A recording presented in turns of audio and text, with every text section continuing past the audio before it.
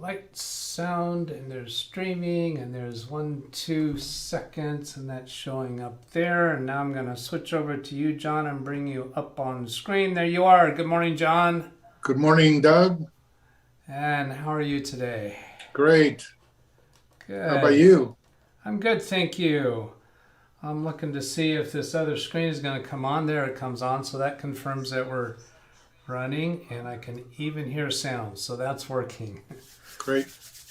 Okay, so you sent me a text yesterday or a couple days ago? Yes. Yeah, that you're having some sluggishness issues with your computer.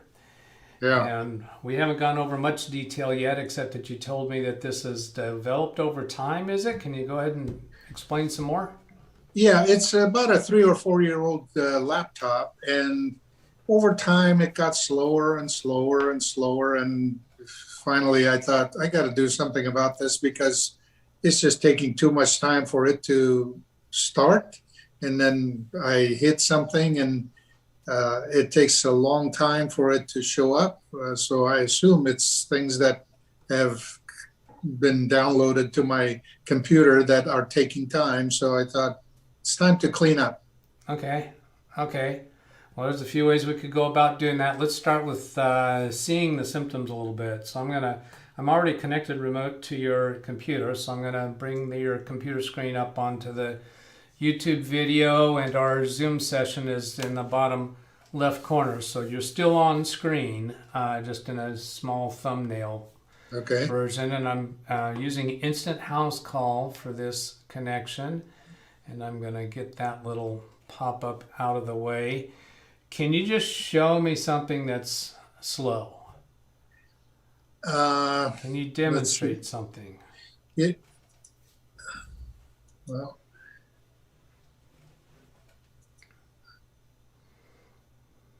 Well, this was fast enough, but it's actually more when I first start that it's slow. Okay. Maybe once it gets going, it's okay. So I think when I first started is when it's slow, very slow.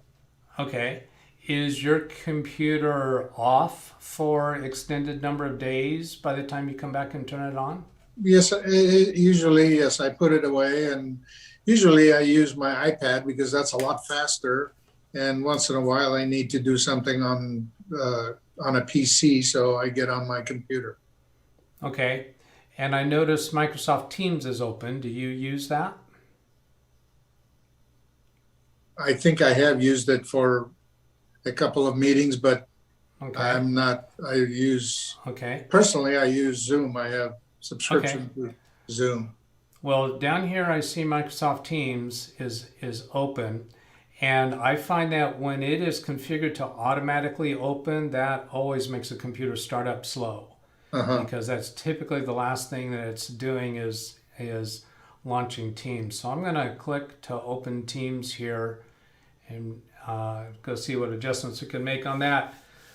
So let's see, I see some people saying hello in the chat room. Greg Guy, hello, and Atex and Frankie B. Hello, thank you guys for joining in with us.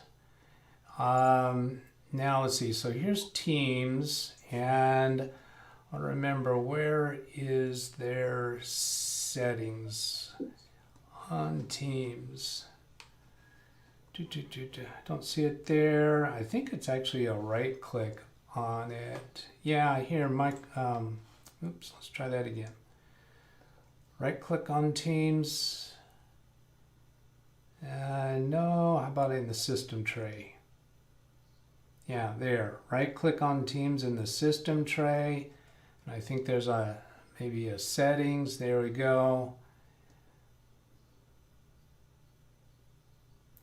And then this is set for auto start. So we're going to change it to do not auto start. Now, anytime that you want to use it, you can just launch it from the desktop. So now I'm going to right click on Teams here and choose close window. Okay. So then I'm going to just click on your start button and just see how quickly that responds. There's a click, and a little bit of a delay, not horribly bad. Yeah.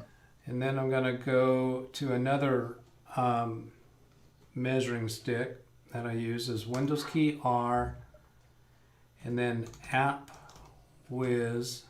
There's a little delay for the characters to show up. .cpl. This brings up the applications control panel that will show us what programs are installed. And so that's taken a little while to draw, to populate. 58 items, 60 items, 61 items. That's pretty sluggish just populating that screen. Control Shift Escape brings up Task Manager, and then click on More Details to see what's going on with processor, memory, disk. Those aren't bad. Nothing really critical there. How are we doing here? 76 programs. Looks like it stopped at 76. That green bar graph across the top is no longer there.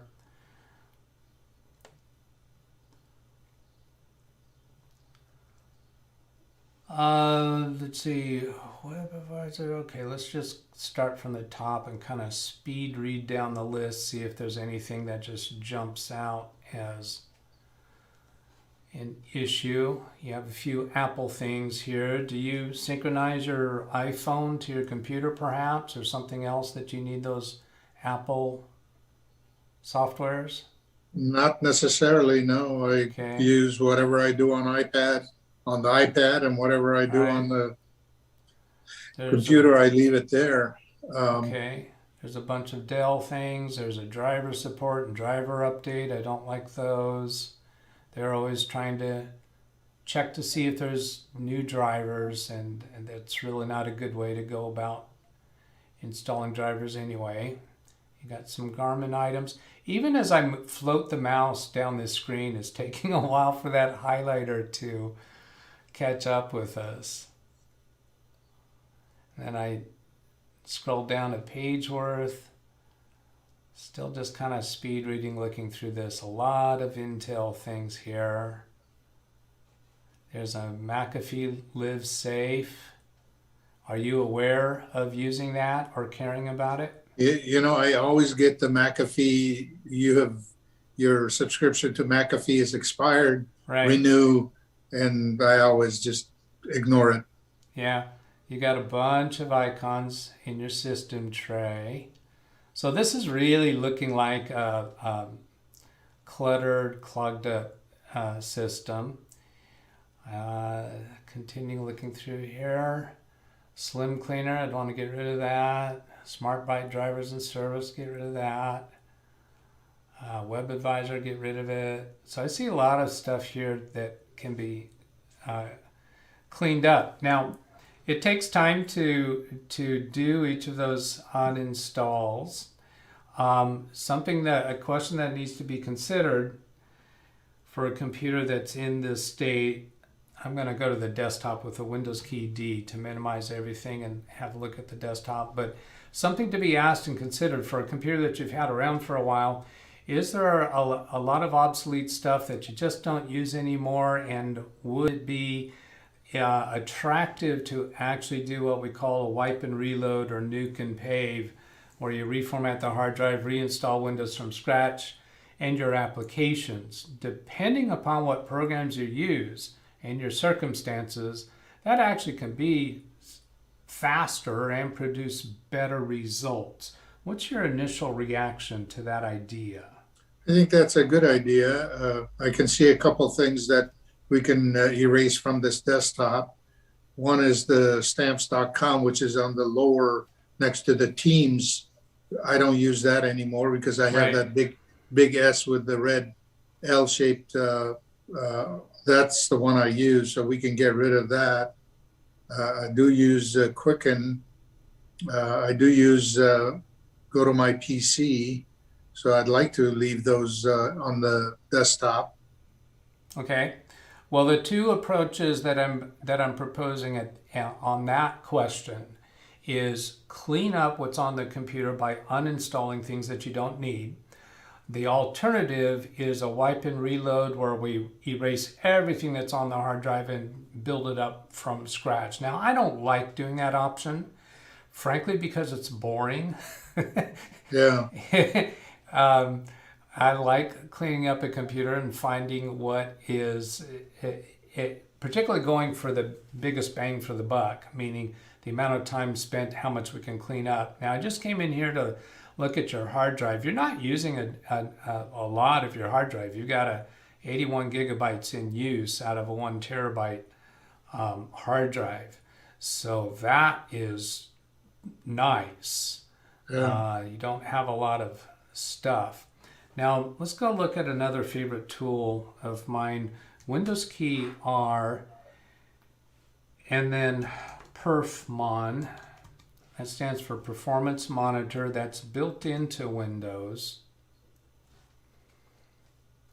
And we'll run a scan with it and see what it tells us. It does a live, real-time, right now scan and gives us information about any troubles that it sees. And it's even slow responding. I clicked on that arrow right there to try to expand data collector sets, and there it finally responded.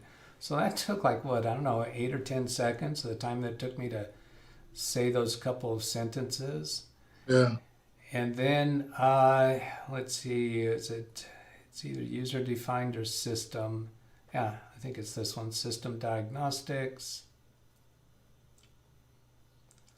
And no, that's not the one.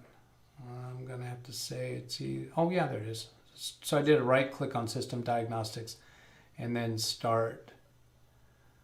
So this evaluation is supposed to run about 60 seconds. And it actually we haven't seen it start yet. There's a little pop-up window that should pop up on top.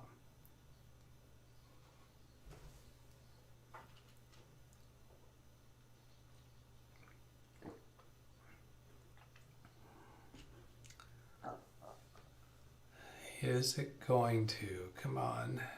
Oh, see, there's a green play button right there. Pretty sure that's telling me that it is running.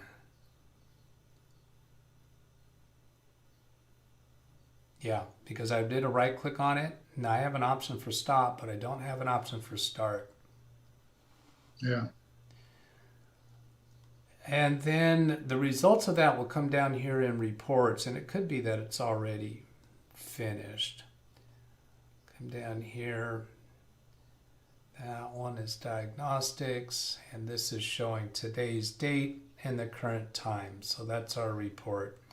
And I want to look here on performance as well. No items in there. So yeah, this is the one. And then double click on this.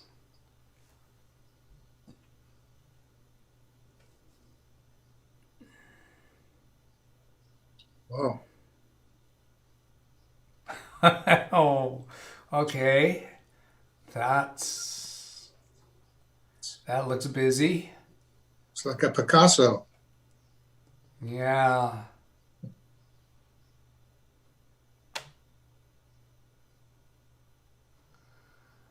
All right, so here it's showing 10:11:35 through 10:12:36. So that's 1 minute worth of time across the full length of that graph. And each of those colors corresponds to an item down here. So IPv4, that is networking. And desktop, this would be the name of your computer. I'm going to click over here in this scroll bar in this blank section below the scroll box. That should take us down 1 page worth at a time.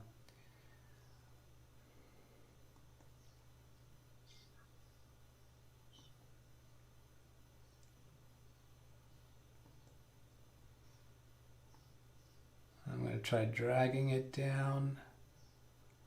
There's a whole lot of stuff there. This is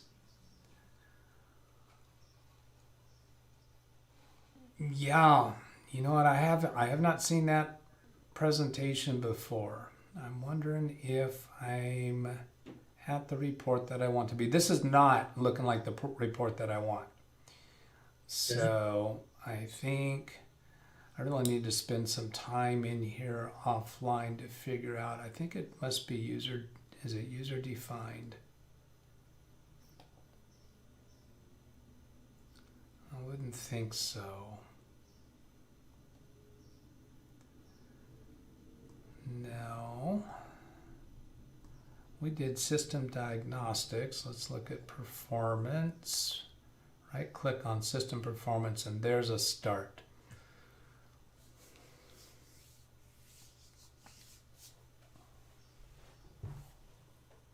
There's a play button there.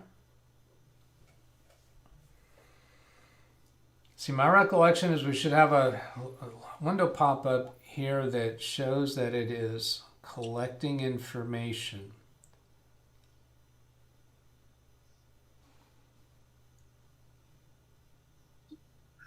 Okay, so this one was system diagnostics. That gave us this. This is the system performance, and that gives us this one. So let's go look at this one. Yeah, collecting data for 60 seconds.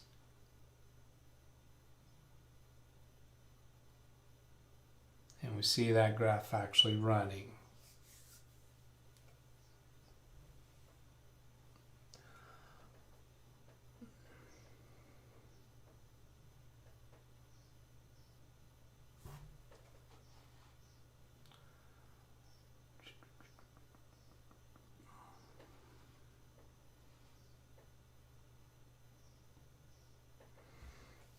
Okay, it looks like we're getting a new screen refresh here.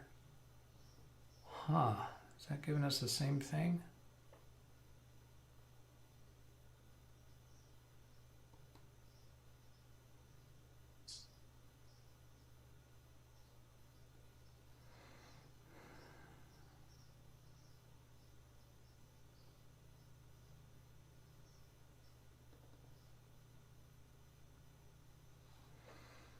This is not the display I'm used to seeing.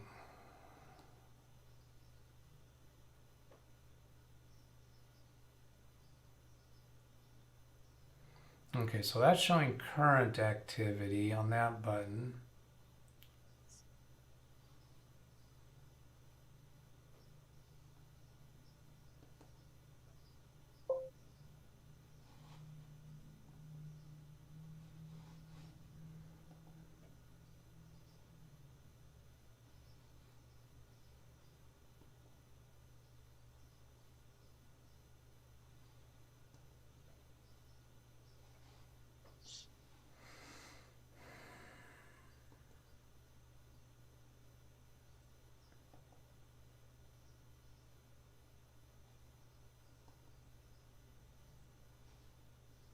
So here I'm choosing in user defined new and then data collector set.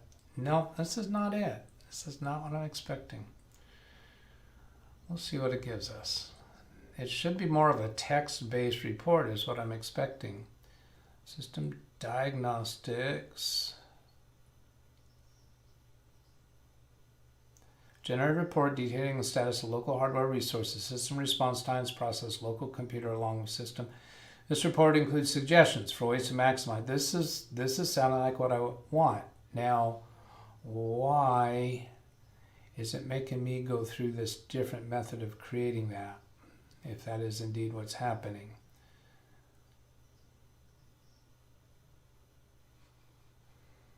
Save and close. Start this data collector set now. Open properties. No. Finish.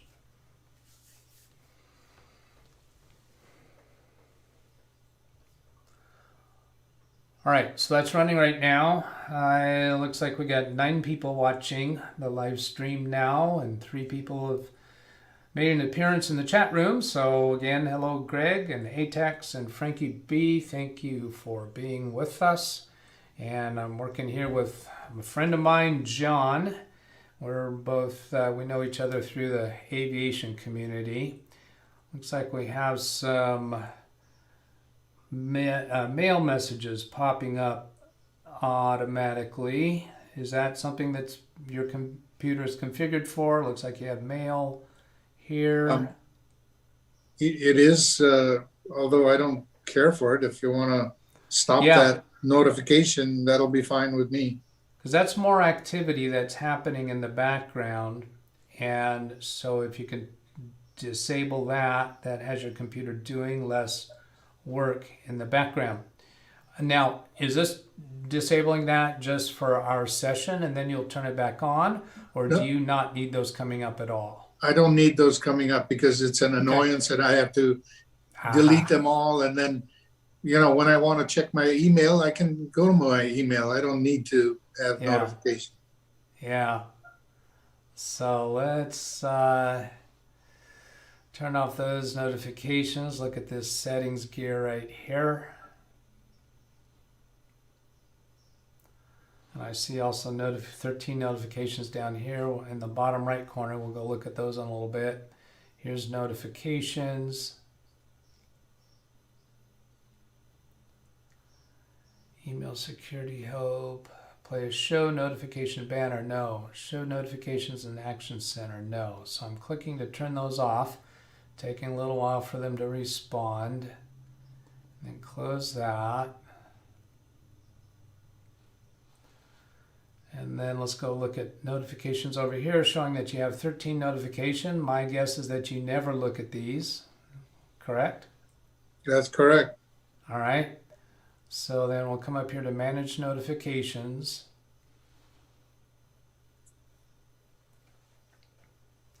ProTech guy says click view report once you have completed the test you want to view. It fits my recollection. So I'm going to take off all of these check marks. Oh, waiting for it to redraw.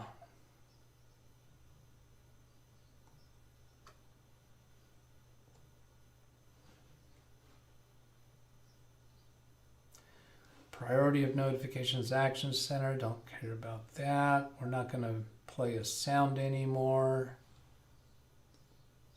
Turn that off. Show notification banners off. Notifications Action Center and notifications off up here.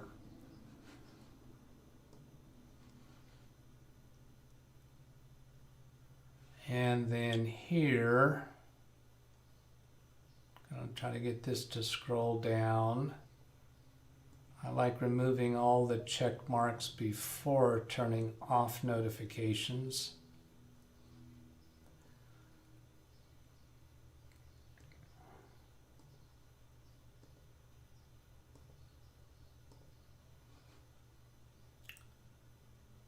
And then trying to get that scroll bar to expand is what I was doing when I was holding my mouse over that right edge for a little while.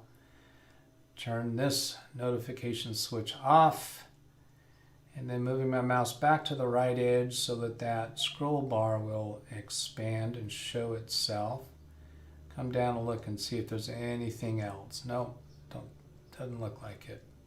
These are grayed out because we've got notifications turned off at the top. So that turned off all of these. So we no longer see that number 13 down here. And when I click on that notifications, there's clear all notifications right there. And that just got rid of what's up here. Then I'll collapse. What does that do for us? Yeah, that gets us back down to a normal clean setup. So then get back down to reports, and then we were in user defined new data collector. You know what I'm thinking, the reason why I didn't find this when I first came in, I'm thinking that in my recent experiences, this new data collector set perhaps has already been there. In fact, I think I even know how that happens now that I'm thinking about it. I'll come to that in a little bit. And then double click here. Does this get the report that I'm used to?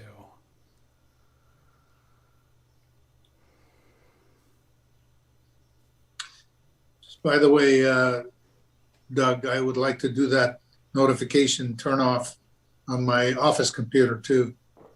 Okay. It's an annoyance to me. Okay. So this is still not what I'm expecting. Pro Tech guy in the chat. What I'm expecting to see is basically a text base that has recommendations and such. Basically exactly what it described when I created that new data collector set. Is it just that there's some button up here that is on the wrong setting? Change graph type. See, I'm not accustomed to even having a graph here. History report. Rather than a line graph, give a report. Does that sound like it? No, still not it. Okay, here, I'll go back to a way that I usually do this. In the past, this worked, and then it hasn't been working with Windows 10 of recent, and so that's why I went this way. So Windows key R, and then perfmon in the run line space / report. This is my habit from way back when, but then it hasn't been working very well. So it says it's going to go for 60 seconds, and this is what's broken, is it just doesn't seem to stop anymore. So we're at 25:58. Look how long it's taking for your clock to move 1 second. It's not even moving 1 second at a time. 5 seconds. Is that what you're seeing, John? Is this clock up here jumping in 5-second increments? No, mine is going one at a time. Oh, it's going 1 second at a time. Yeah, where you have the cursor right above it. Yeah, right up Going here. one at a time. Okay, so that's just a screen refresh with the Connection. remote connection. Yeah. But even that's not normal, and this may be because of the sluggishness that your computer has. So ProTech guy, I think you're responding to my question 100% what you need, meaning doing that / report, I think is what you're concurring with.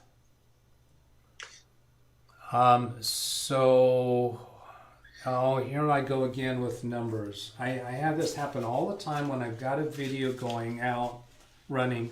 I'll call out a number like that time and then totally forget what I said. When are we going to get it a minute here? Yeah. Doug, I want to ask you, Yeah. could that delay of the time be a Comcast function? Because I'm not on not coax, but fiber optic here, and we're kind of in the fringe of the city, so we don't have fiber optic here. So could that be a delay in that cable? I rather doubt it. You're using Comcast for your Zoom connection with me, aren't you? Yes. Yeah, well, there's been no glitchiness in that. Yeah. So Okay. I don't think so. So certainly it's been more than 60 seconds. So what I've been finding is that I have to actually abort this by clicking the X in the upper right corner because it just won't stop ever. Yeah. So let's get rid of that. And then Windows key R, perfmon. I'll just go delete the report at the end of that. So that takes us into perfmon.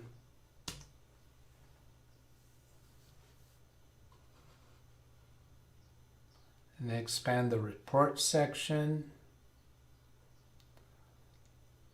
And this is giving us some live data here, but that's not the report. And then user defined, that would be the one that we created earlier. Look at system. Does this have a new one? Then performance. And take a look. ProTech guy has said a couple more things. Left pane, select the report. System diagnostic report name. System diagnostic.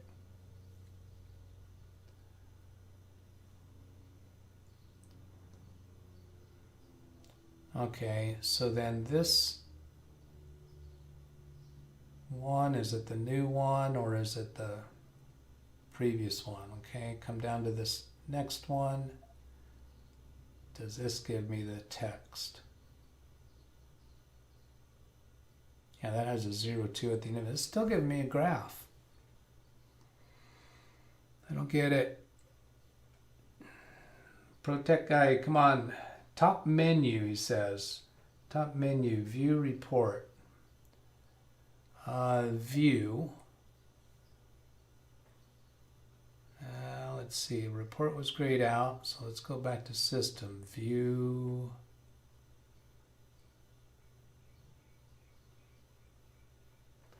All right, look closer at what he said there. System diagnostic.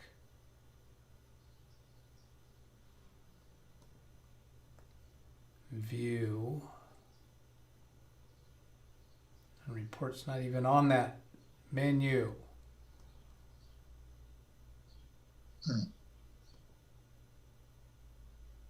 Oh, I was so wanting this to become a useful tool with a situation like yours.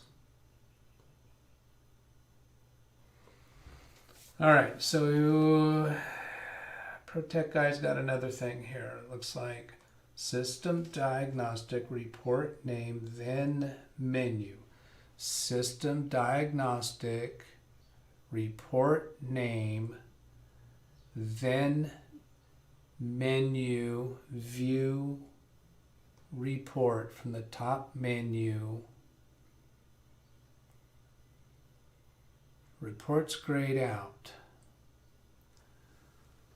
Performance monitor? That doesn't seem like it'd be it. We're wanting to select report. All right, I'm going to go take a look at the same thing on my computer. I'm going to minimize your computer. Okay. And because it just seems like it's working differently. And then perfmon /report. Now you're not seeing this now, John. Yeah. And then that'll go for, I'll let that go for 60 seconds. And I'm expecting that when I go to look at that report, it's going to work the way I'm expecting it to. And this should confirm the way that it should go. And then the head scratcher might be all those other utilities that are installed on your computer. I wonder if they are somehow modifying this utility.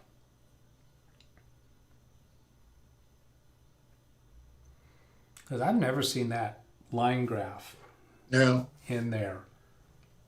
And Protect Guy is saying to try a different report. I think I've been through all those different reports that were in there and they all came up with a line graph. So I'm waiting for the top of the new minute so that I get 60 seconds worth of data.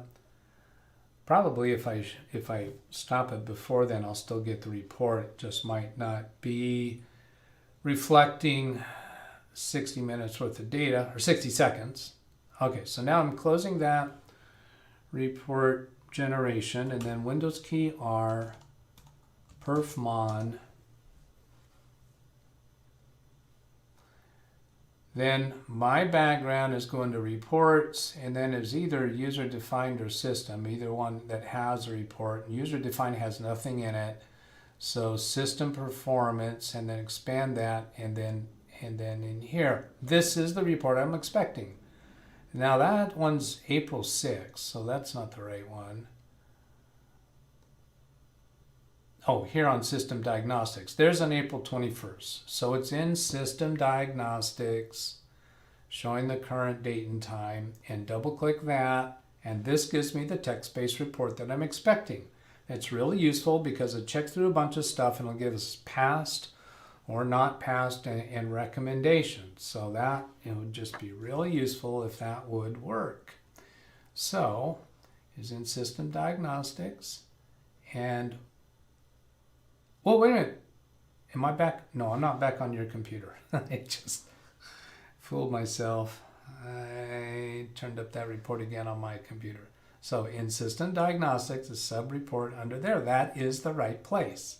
It's showing up as a graphic. These shows the right time of when we did that. Now when I select on System Diagnostics, it shows the 2 dates and time. So this one's the most recent. So now I'm going to try single left click on that report, right click on it, see if there's any kind of options for how to look at it. No, not really. Double click on it. That is the right report. That's in the right place where what I'm expecting. So let's explore this more.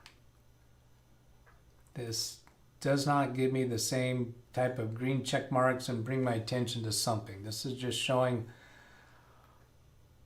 a massive amount of data.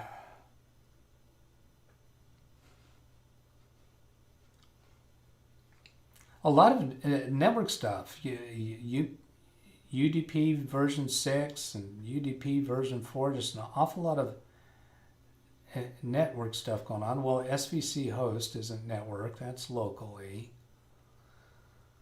All right, there's got to be something up here that changes the display of this report. View current activity.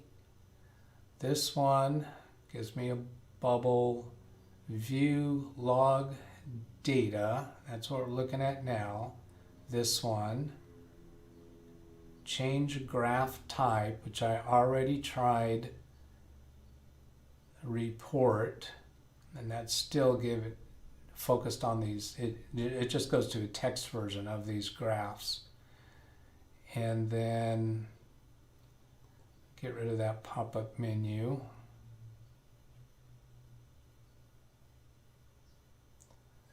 Add X. Okay, we're getting really close to abandoning this approach. It's just not working for us.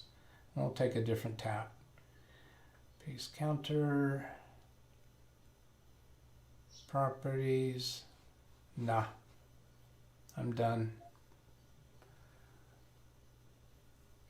Yeah, Protect Guy, I did that. I tried one of the other reports, then the menu view. It still came up with that graph.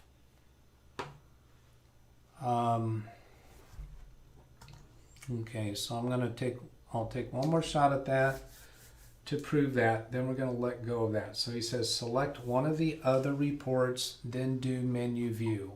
Every one of those reports are showing that graph.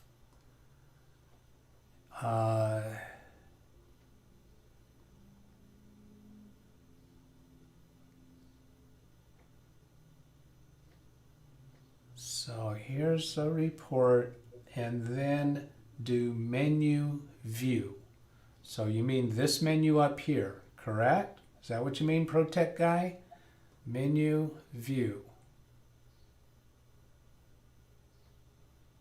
A report's not even available, I assume, because we're already looking at the report. Nah. All right, we're done. Let's go look at what tasks we got running, because we got something that's really taking up performance in a way that just doesn't make a lot of sense. Control Shift Escape to bring up Task Manager, but your CPU, those numbers are not unreasonable. So the CPU is not overloaded. Desktop Manager, Task Scheduler, things are bouncing around there. Okay, so now I'm gonna sort in name view.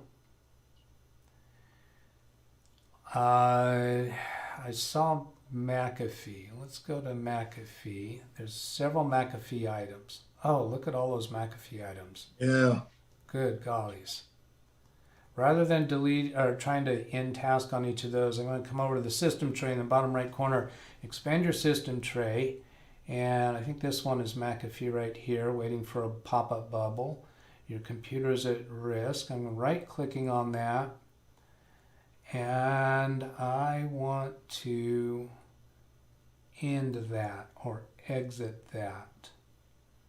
Fuel settings, view my account, buy a subscription, check for updates. None of that is ending it. View all settings.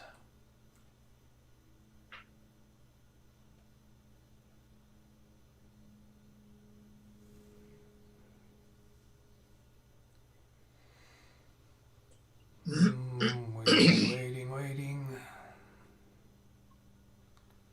Triple charge, get protection.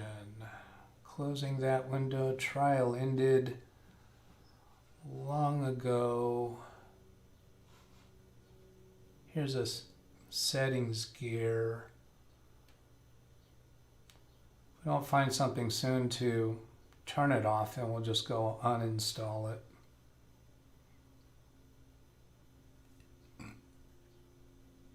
Now, I've seen before when a trial period ends for any particular product, it just then seems to gum everything up. Not getting a response on that. I just clicked again on the gear icon. No response. Okay. Closing that, we'll go uninstall it. Alternative there, I was tempted to end task on these, but I mean that could take a little while, particularly if they're stubborn. So we know we don't want it. Let's just go uninstall it.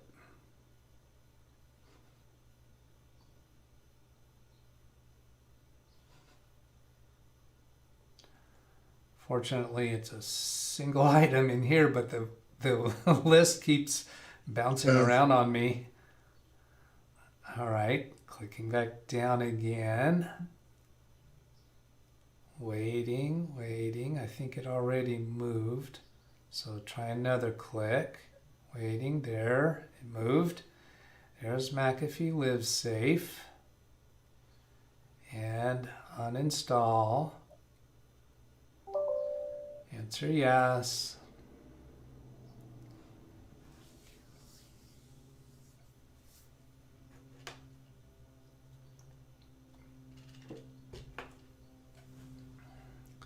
Click on the checkbox for removing Mcafee Live Safe and remove all files for this program. And then continue.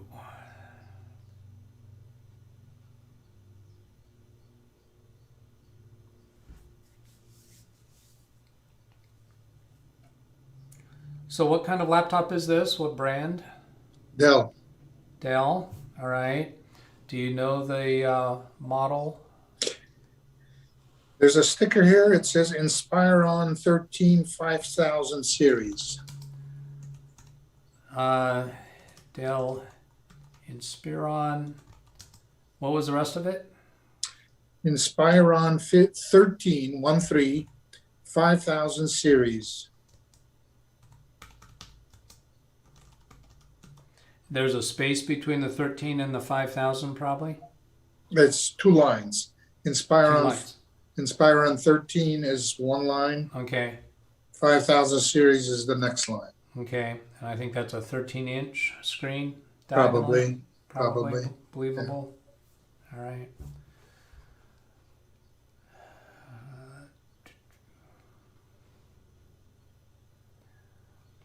So this graphic looks like it's stuck right there. So sometimes what I'll do is just put the mouse, vertical edge of the mouse right at the front edge of that green line. That way I can tell if it's advancing at all. Yeah. Doesn't look like it's advancing. It can. Some of these can take a long time before they'll advance. They'll get stuck at one point and then eventually advance.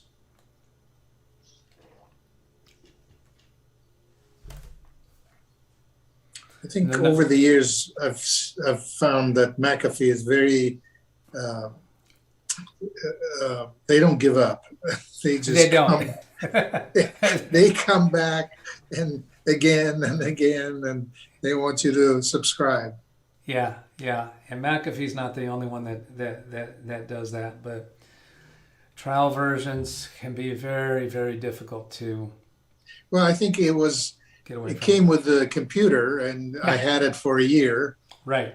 Probably protected it for a year, but after Yeah. that, When I get a new client for a new computer for a client, and I see that it has a McAfee subscription for a year or any other product, I just right away uninstall it. yeah, It's just not worth it because what's going to happen is a year down the road, they're going to get some messages about needing to renew it, and that's going to generate a service call. Now, some computer technicians don't mind getting a service call and charging for it, but I don't see that it's any service to the client. So I'll uninstall it because I'm very, very happy with Windows Defender. Now, that didn't used to be the case, meaning I didn't used to be happy with Microsoft's free included antivirus program back in the days of Windows 7 and earlier, or even Windows XP and Windows ME and Windows 2000. It wasn't until Windows 10 that Windows Defender really is doing a good job. And it just it behaves so well, running in the background, yeah. and without being a nuisance. I see a new name in the chat, Christy Stratos. Hi, Christy. It always surprises me how long it can take for things to uninstall from PCs, she says. Yes, I agree with that. And now we've got a computer here that's running slow to begin with. So it potentially, if I had ended task on those McAfee items, the install may have gone a lot quicker. Yeah.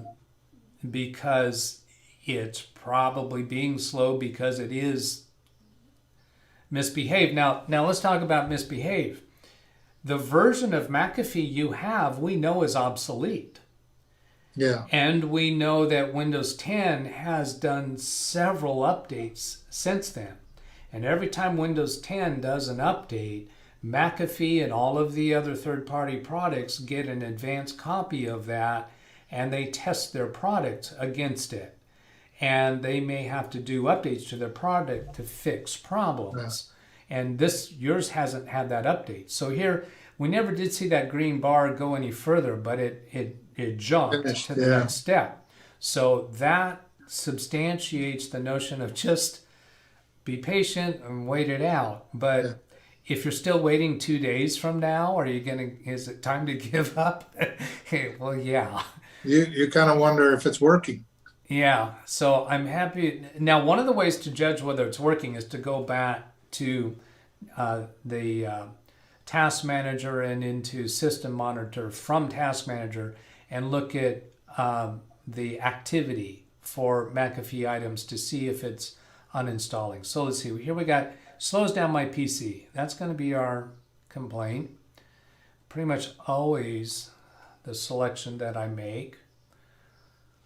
Software removed, and it's offering to restart now. We're going to say restart later and see if your computer is already appearing to be faster. So I'm going to try the scroll bar up and down. It's kind of feeling a little bit better to me. Not what I would call normal. Let me bring up the clock and see if the seconds update better. There's 0, 8, 10, 14, so that's not much better. Yeah. So let's go look at something else we want to uninstall. Now, you do occasionally use Teams. However, you don't have to have the software installed on your computer to use the web version of Teams. Or do you use Teams just for like conference calls, to participate in somebody else's? I participate in somebody else's. I've never used Teams. I've never initiated Teams. Okay, so the Teams has a whole lot of other features beyond just participating, and I'm pretty sure you don't have to have it installed on your computer to use it, but we have told it to not auto launch. So I don't think it's going to cause you grief by just being present. Yeah. And we know that you're not short on hard drive space. So the top of our screen right now is Microsoft 365. I'm going to go back down. That was pretty responsive. You said you don't need stamps.com anymore. Well, there's two, if you look at my desktop, there's two kinds. There's the one that looks like an envelope, and there's one that is a big S with a red. Yeah. The one that I don't want or don't need is the envelope down below. All right. Um, That one. that one. Yeah. Oh, okay. Well, those aren't going to be doing anything in the background, so Okay. I'd rather not spend our time on that right now. But here's Web Advisor by Mcafee. Yeah. Now, so we want to get rid of that one too, because it's quite possible there is some other element of Mcafee that'll kind of bring it back to you again. And any elements that we have could do it. So no thanks, just uninstall it. Yeah. ATEX says, sometimes I find I need to uninstall programs with Revo uninstaller. Yeah, I avoid using that as long as I can. I'd much rather do than a natural uninstall, but Revo will uninstall additional residual elements, and that's a substantial. I shouldn't have sounded like I'm discouraging of that, because I'd rather uninstall normally first. Even Revo installer, I think the first thing that it tries to do is uninstall using the program's native uninstaller, and then it goes looking for other things. Slim Cleaner, let's get rid of that, because that's trying to do you favors in the background, which are sometimes that not pops up. necessarily good. You do see that pop up sometimes. Sometimes it pops up, yes. Okay.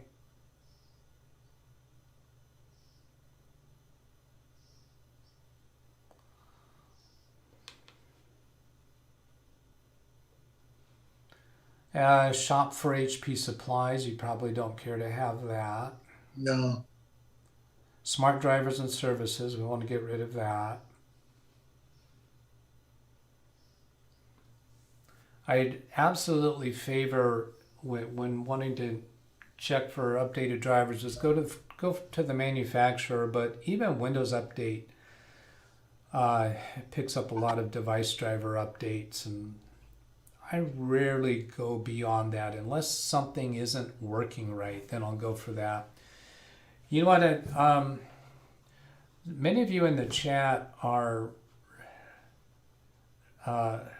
back on a regular basis. If you see that I need to move the Zoom window out of the way, just please don't hesitate to mention that in the chat.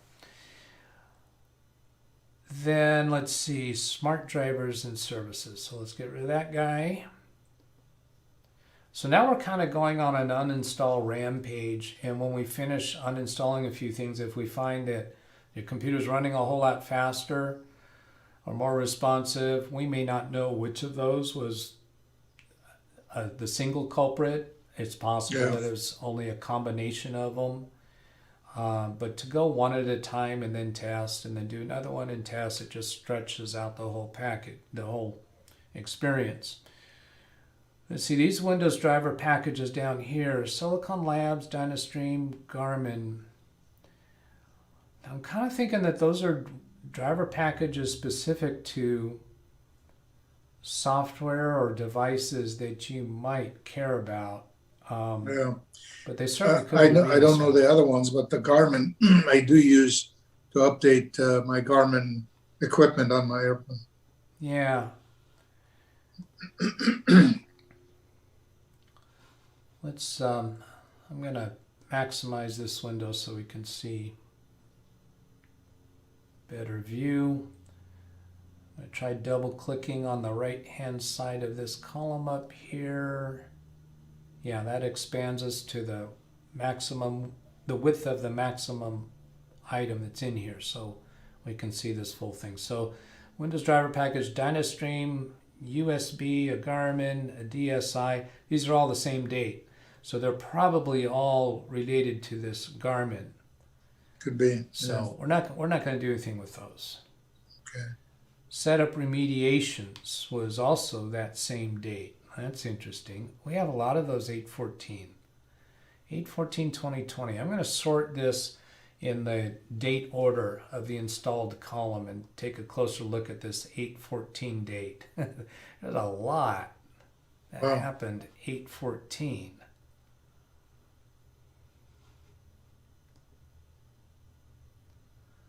Gee. That's interesting and a little concerning.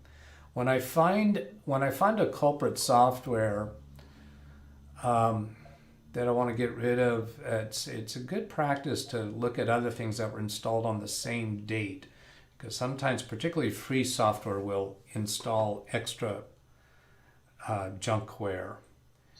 Now, I know I'm kind of randomly going up and down, and I shouldn't be doing that because that's difficult for people to follow. The HP supplies, well, that doesn't sound like it's a monitoring software, but that's probably going to be a quick uninstall. Oh, it's still uninstalling something in the background. Oh, here we've got a user account control. Looks like this shield back here. This is something that can happen a lot when you're uninstalling something, is that it wants a confirmation. And that window can get hidden behind other windows. And therefore you're sitting forever waiting for a process to finish, and it just doesn't finish. It's waiting for your response. So it looks like that process finished. So I'll go ahead and take out this HP supplies. The only reason why I'm really interested in doing that, well, no, something's still going, is that some of the printer software, they'll be constantly looking to see what's going on with your printer. And we want to reduce the amount of things that are going on in the background. Oh, here I see it's this one. Float over that and then click on this so we can see the status. Please wait while Windows configures Smart Byte drivers and services.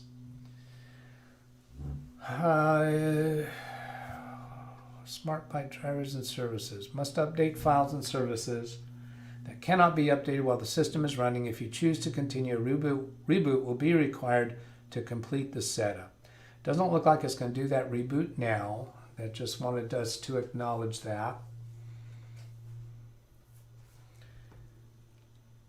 And Atex makes a comment, sometimes I find I need to uninstall programs with 3-volt uninstaller. I think I already read that one.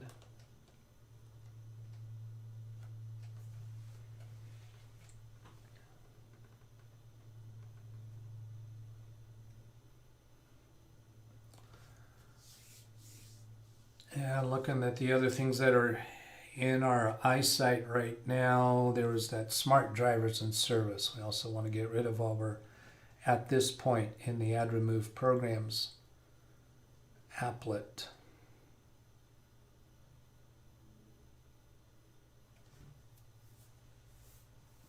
John, have you been flying recently?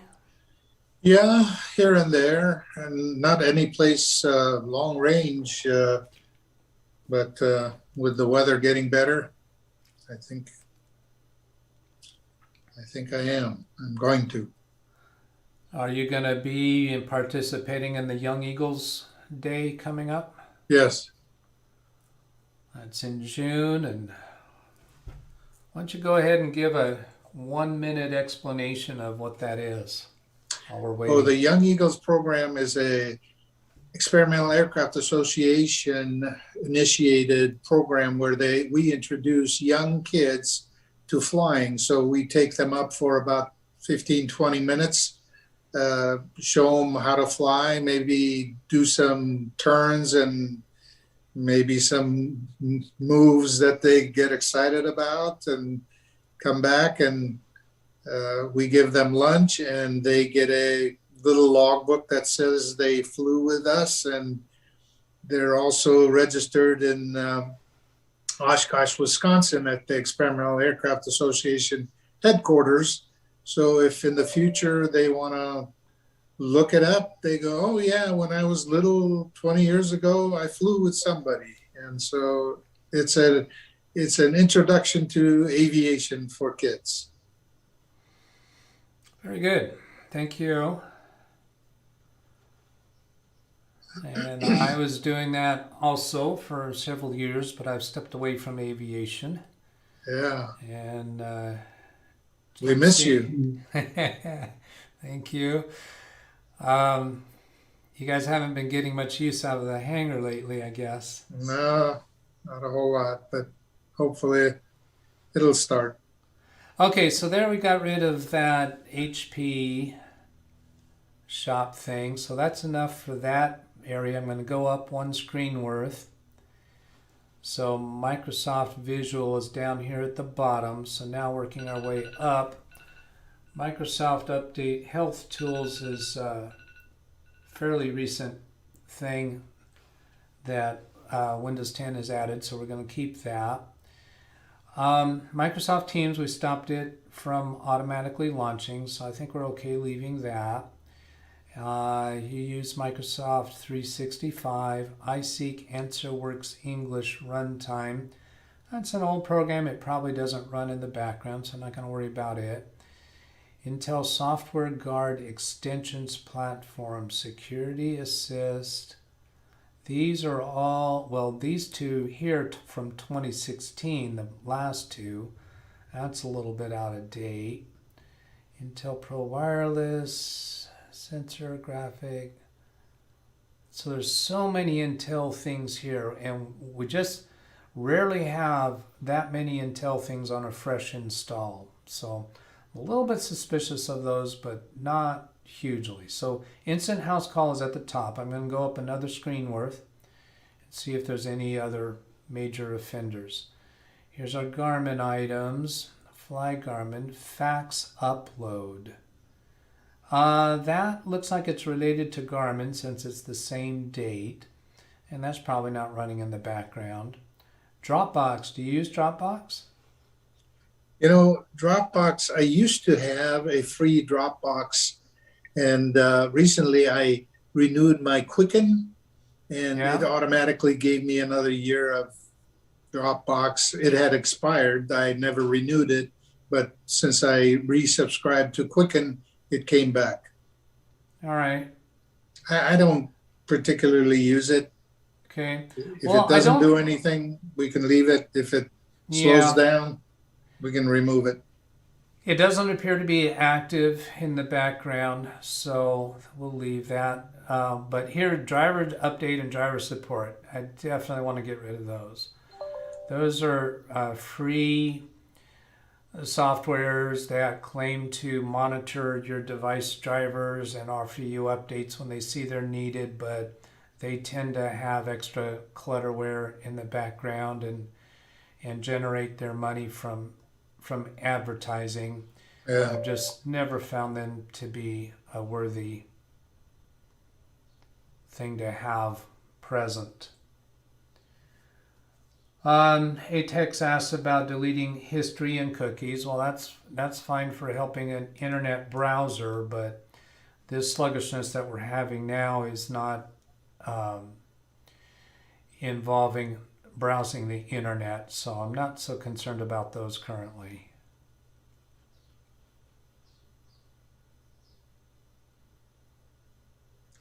Doug, since this is wireless, it inherently is a little bit slower, correct?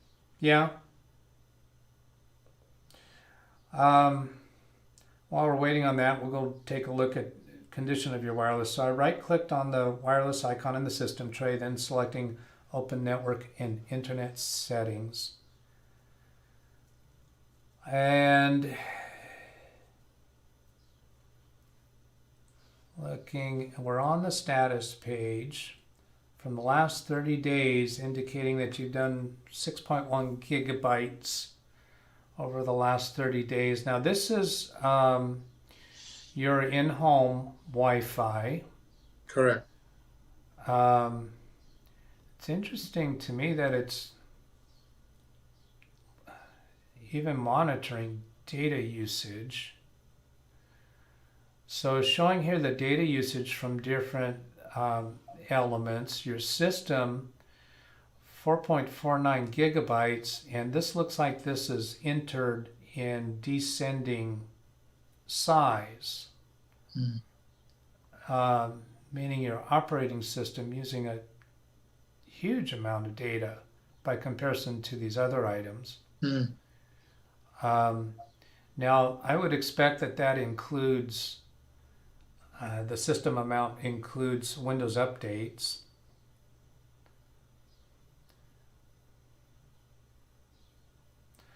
So all of this down here apparently has to do with the amount of data over that last time period that it's telling us about.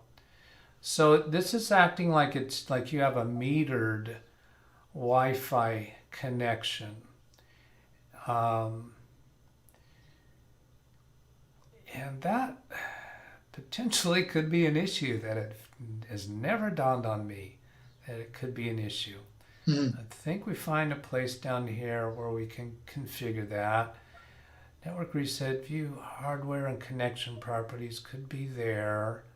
I've been into the area for identifying a metered wireless network in the registry. Adapter options, that sounds like it.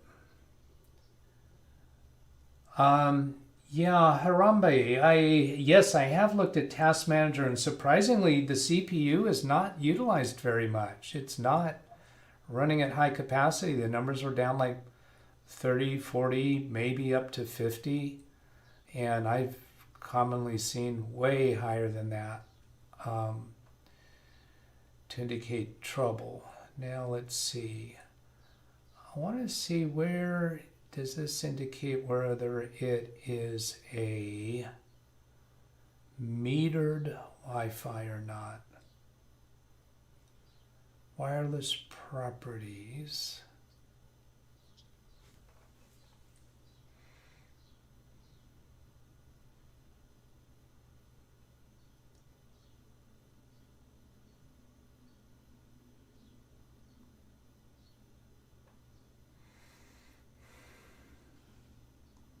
Yeah, if anybody knows the path for finding the designation, whether this is a metered Wi-Fi or not, please put that in chat.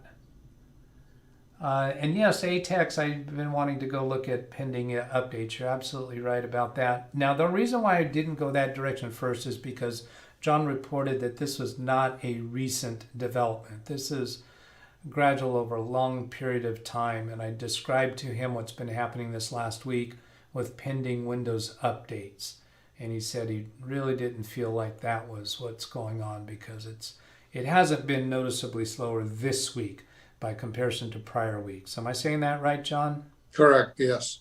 Okay. Hardware and connection properties. Still taking another shot at that metered connection, because my thought here is, like, if you're actually on a mobile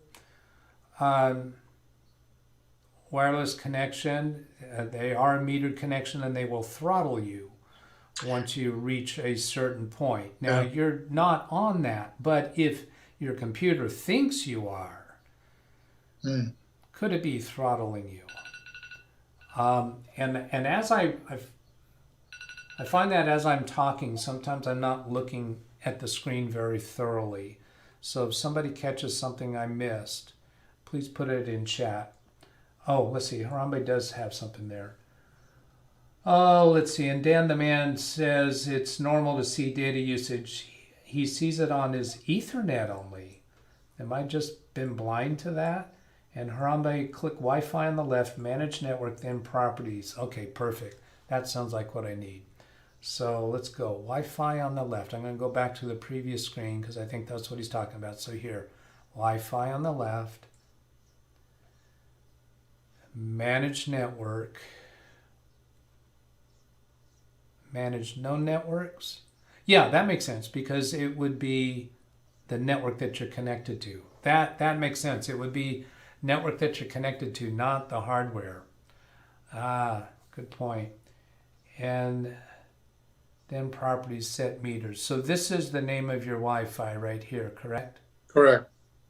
All right. So then I'm looking for a way to get to properties. So I did a right click and then properties.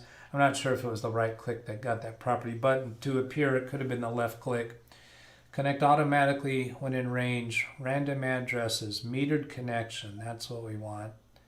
I'm going to get this scroll box to expand. Looks like that's off. Yep, set as metered connection is off. So you can turn it on and set a data limit even if you're not using a metered connection. That's one of the methods we used back at the beginning of Windows 10 to avoid Windows updates.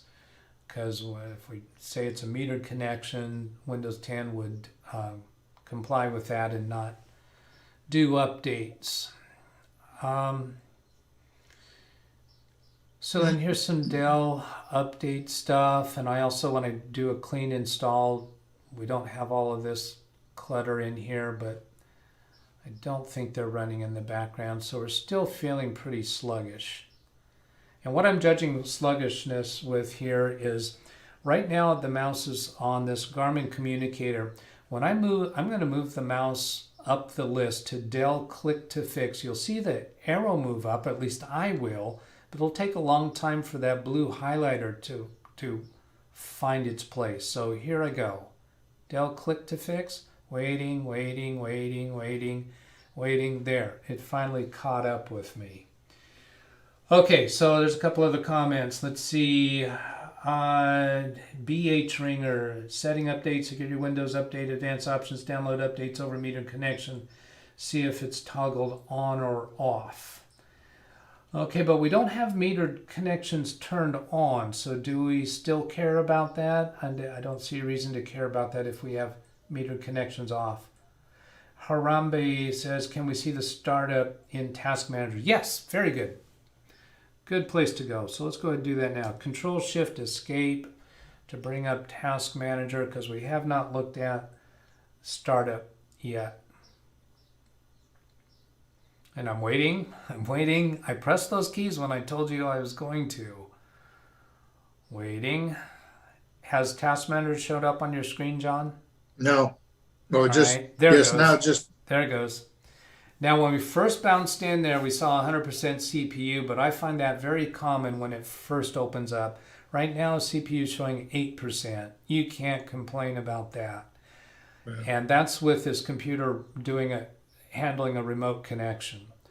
41% memory, that's fine. 1% disk, that's fine. Network, 0. Can't complain about anything in there. Let's go look at startup.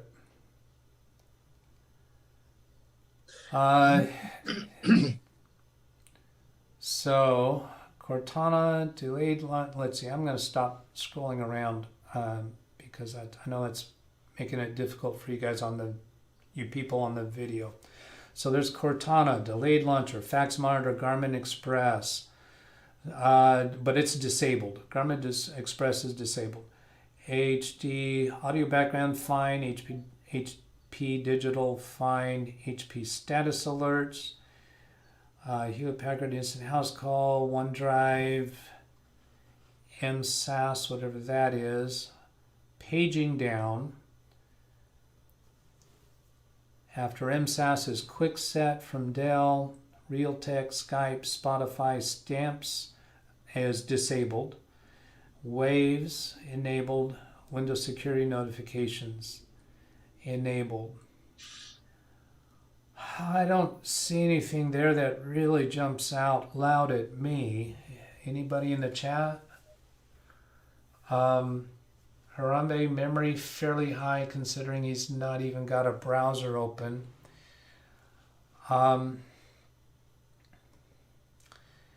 Yeah.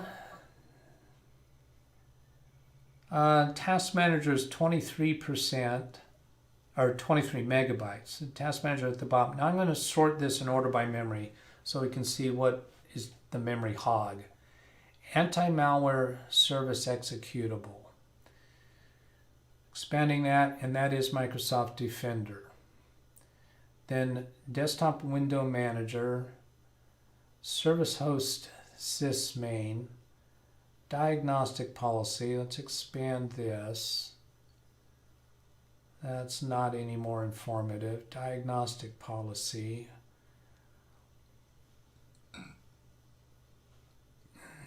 Start.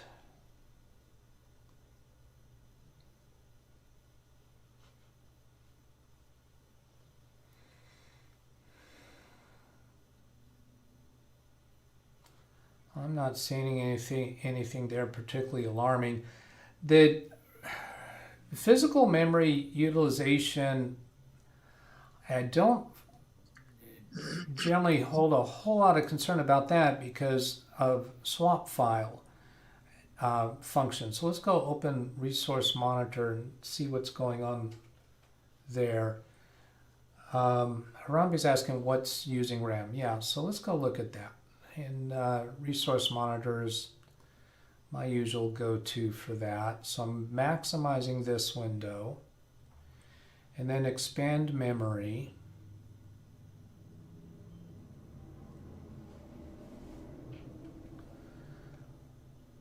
And then let's see, commit working set shareable private. So working set is the high number and there's commit. So if I click on this column heading, that'll should set, I think, sort this column by, yeah, it did. So there's that arrow up there. So the one on the top is the taking up the most memory, 256 megabytes. That's MSMP engine. That's part of Microsoft operating system. I'm almost remembering what that stands for. I can't quite think of it.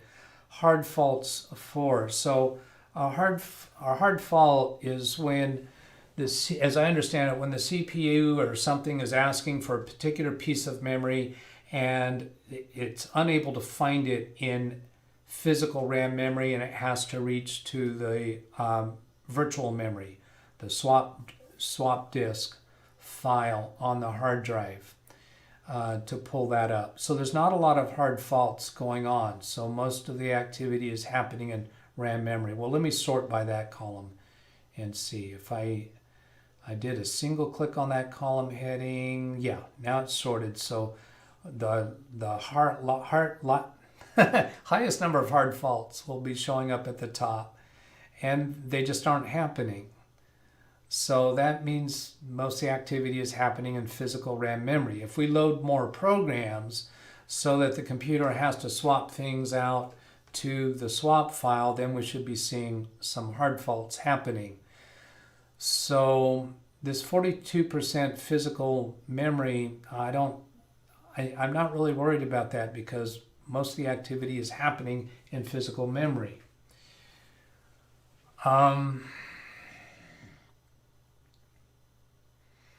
And those are my conclusions and deductions based upon my experience. That's not extensive research in this subject.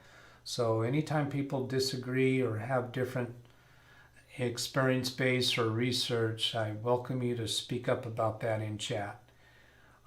That's part of why I wanted to do this YouTube channel, to get that kind of involvement. So up here there's a memory tab that should let us focus more closely on activity in memory. Now there's working set, shareable, and private. Shareable, I think, is memory that can be shared out with other processes, and private is exclusively to this item. I'm just not feeling like we're making any progress in this area. Nothing's shouting out at me. All right, what's using RAM? Harambe, very bizarre for it to be this laggy with high CPU RAM per usage. I agree. I'm assuming he's already scanned for any malware. No, actually that is not the case. And we may be going there in a bit, but a couple other things we haven't got to yet is looking at the status of Windows Update. So let me close down a few things. Now, one of the reasons we haven't gone there yet is because John says that this has been a long issue beyond Windows updates, but let's find out where you're at. So I hit Windows key and then update space settings is my favorite way to get there. And just the lagginess of how long it took for update settings to show up in the search field is a testament to the sluggishness. Now we have uninstalled some things, so we are due to do a restart before we really judge whether those things that we uninstalled were or were not helpful. So there's a feature update to 20H2. It says last check for updates 8:49 today. And let's look at view update history.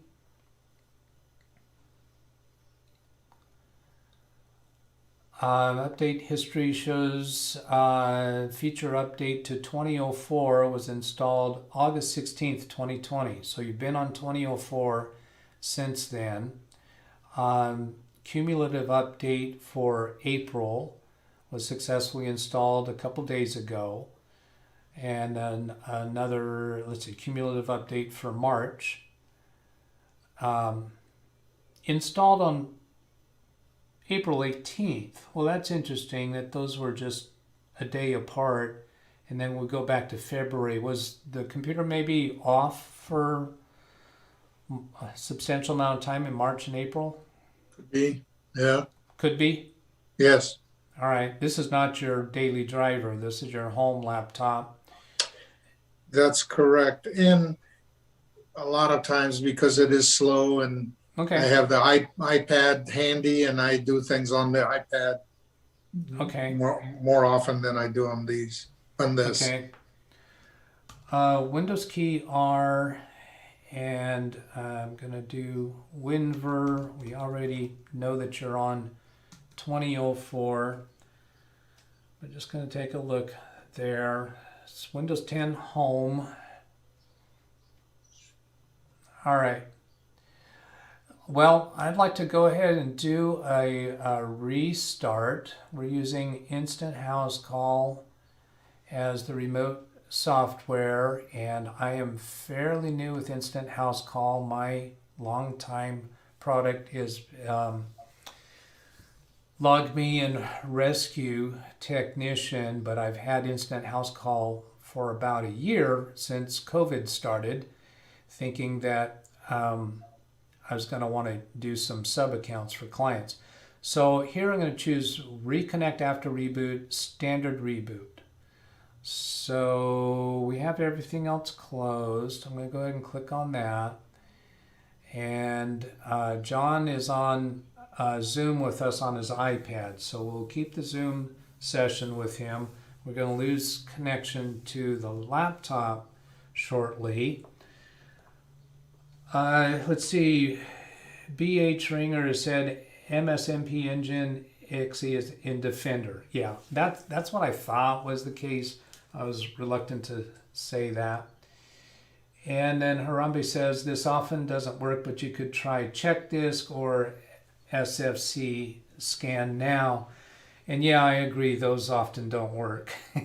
So much so, I'm not even tempted to try those at this point because we're not getting any disk error messages. We're not getting any operating system error messages or symptoms, unless you call the sluggishness the symptom. But I so often find sluggishness to be caused by something running or misbehaving. That we've already looked at things that are running in the background and nothing there has shouted out. So something misbehaving in the background that's causing troubles and retries and things like that could more likely be the cause. So I'm looking to figure out how do I see the reconnection happen on my second computer. When I lost connection to your laptop, yeah, the window just went away, and I'm not sure, does it just automatically reappear? John, what's the status of the restart? I just had the Dell emblem and I saw the pinwheel turning, but now it's all black. I don't know. It must be coming back, working in the background. All right. Well, we'll wait for that then. So Was it yesterday that, yeah, yesterday that Harold was on with me, and you know Harold, you might know him as Ulysses more common. And he's a flight instructor, and he's served as flight instructor for me, and I imagine for John too. Is that true? Yeah, Yeah. I just recently did some IFR work with him. Ah, okay, great. And he also is a pretty active commercial pilot still, isn't he? Yeah, charter. Yeah, commercial. Yeah, charter. Yeah. So here it did come back, automatically just appeared on my computer number 2, and I see that it's logging in now.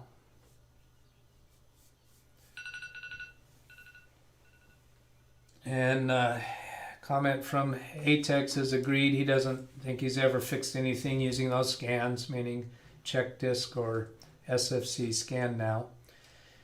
Then John Lewis, slowness might be corrected by installing that latest update to Windows. Slowness may have been caused by update download.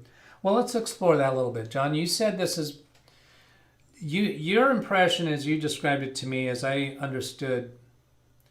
Well, let's watch this. Notice how slowly these icons on your desktop are populating. Yes, That's been a routine for you. correct. So there's not much of software running in the background right now. This is part of the startup Yeah. of Windows. That should be a clue. I think we're going to look at your hard drive health. Yeah. Yeah, so go ahead. You know, sometimes when I use Google Chrome.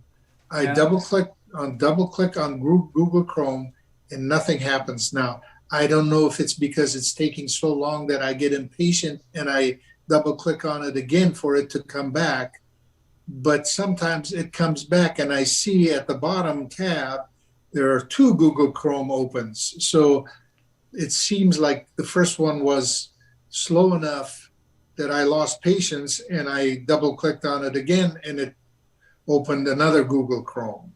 So I don't know why it's so slow, but anyway, that's the problem. Yeah. Now, so I'm thinking doing some checks on the health of your hard drive and of your CPU and perhaps even memory. And I'm just going to go look at properties. Whoops, I didn't want to do that on your C drive. I want to do that on the computer to gain a little more awareness of your computer. So right click on this PC and then properties. And then we have an Intel i7 6500, 2.5 gigahertz. And that's no excuse. This should not be sluggish. 64-bit operating system, touch support, 8 gigabytes of RAM. So the Perfmon did not give us that report, which is where I'd really expect to see the most convenient place for viewing the health of your hard drive and your CPU. Crystal Disk Mark and Disk Info and let's see, what's CPU Z perhaps, or places we can go, but we're going to have to download those, or I can upload those from my set of tools, but then those may be pretty slow to upload to your computer because of the sluggishness we're having. Let's see, let me get this guy maximized here. So get rid of mine around the periphery. And Harambe says he wonders if it lags in safe mode. That's a decent question. If it lags in safe mode also, what does that tell us? Well, that's going to tell us hardware problem, CPU, hard drive. And that's the same thing I'm running towards. And then, let's see, BH Ringer, did you run MCPR-exe when uninstalling Mcafee? No. MCPR-exe, is that a uninstalling tool for Mcafee? I vaguely recognize the name, but I can't place what it is. John Lewis, what is CPU temp? Is it throttling? Oh, let's go look at this for answering that. John Lewis, dried out thermal paste or dust in fan causing overheat. How about the fan noise? Are you hearing a fan noise, John? Are you asking? No, No? I Do you don't. hear do you hear any fan noise that you can confirm that the fan is running? Well, let me put my ear right to the, Yeah, because from where I'm sitting, I don't hear it, right. but let me just, yeah, I do hear. When All I right. put my ear to the keyboard, yes, I do hear. All right. So I've been wanting to do this. Now we did see high numbers when we first came in. On CPU was 100%, and disk has gone up to 100% with the system. Something from system. So let's see. I want to get over, where is that screen at that I want to see? 8%.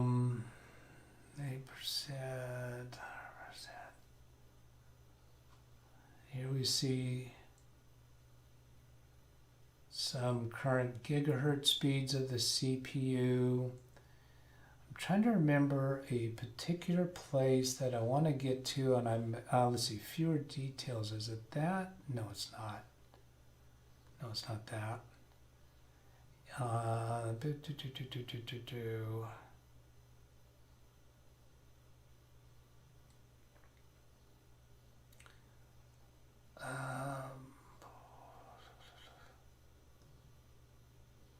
Come on, brain. Come on, brain. Help me out. Help me out. Start user services details. What I'm remembering, there's a graph. It could be this graph where I noticed that on computers that have some kind of a turbo mode built into them, they would occasionally go over 100% of capability, but not utilization, and then sometimes they go down. And I perceived it. It's a place to be able to see within a system of, oh, here it is. Here it is. This is it. Here, maximum frequency. Yeah, this maximum is showing when it gets up to 110%, meaning the CPU is available up to 110%, 116%, which means it is actually, now it went down to 40. Oh, 45. Wow, look at that. Here's a clue. It means it can't perform at more than 42% when that number shows 42%. I think we're onto something here. That looks like throttling to me. Then 75%. And I've never really utilized this method for proving a problem, but I think this is indicating a problem with the CPU. So let me catch up. What John Lewis, what is CPU temp? Is it throttling? I think we're onto something there. Thermal paste, yeah. Fan causing overheat, yeah, those are possible options. Mcafee consumer product removal tool, that's what that is. So yeah, I don't think that's going to be the direction. I think we're on to something here, BH Ringer. Hello, Catherine. Welcome. Glad to see you. What is happening? We're doing troubleshooting on John's computer for very sluggish that is developed over time. Harambe says, time to check temps. Absolutely. Yes. Correctamundo, this 44% maximum frequency, 36. I think that is the CPU throttling, most likely due to heat. So I'm going to minimize some windows here and then get to, let's see, CPU Z, I think. How about that? Anybody else have a favorite tool you want to go for? I could either download it or upload my whole tool set, but my whole tool set is kind of large. I'm concerned it would take a long time. So I don't even remember. well, I'm going to go to Google first, and then CPU-Z. Gee, it's just that anything we do in here can be so slow. So I just did a Control-A. I'm waiting for that to highlight. So google.com, waiting for it to show up in the address bar. Waiting. There it is. Enter. That's just frightening to download something. I'm not going to switch to... you know what I'm going to do? I'm going to switch to my computer and bring up those tools to choose which one, because I don't use them often enough to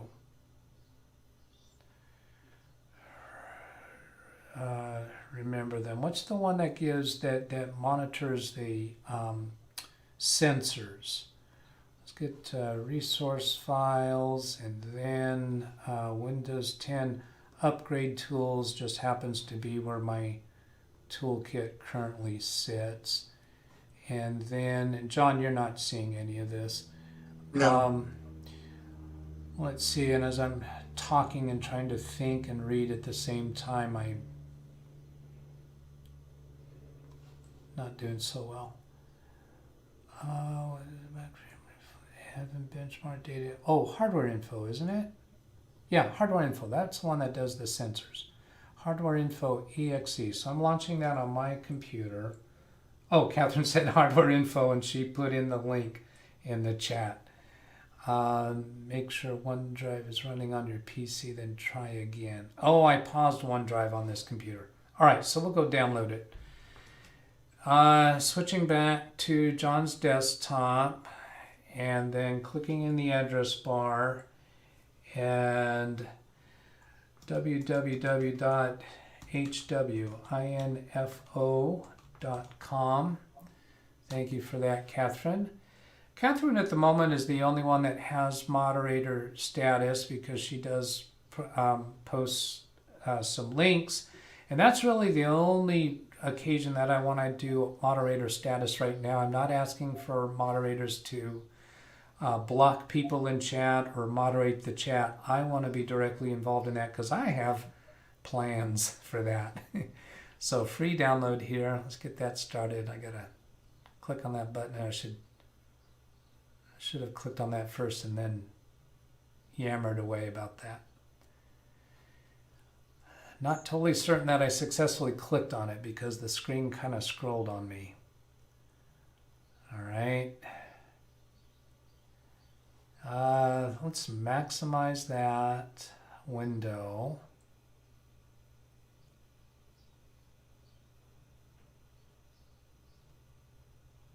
And then float the mouse over free download button. There, it just changed colors. So here's a left click.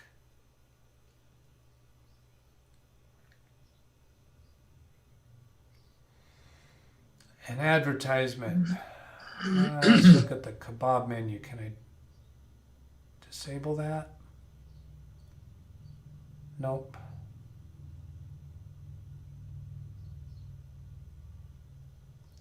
Close. So we're working your processor pretty hard right now with the remote connection and a web browser open and trying to download something. So here's installer portable. We want the portable for Windows. Portable means we don't have to install it as a program on your computer. So I just scrolled down. Pipette Cal, that's an advertisement. I don't want that. Nothing in here clickable. Any of these free tools, you got to be careful. They can be very deceptive where you wind up clicking on an advertisement instead of clicking on the download that you want. I don't want to do the latest beta version. I want this free download.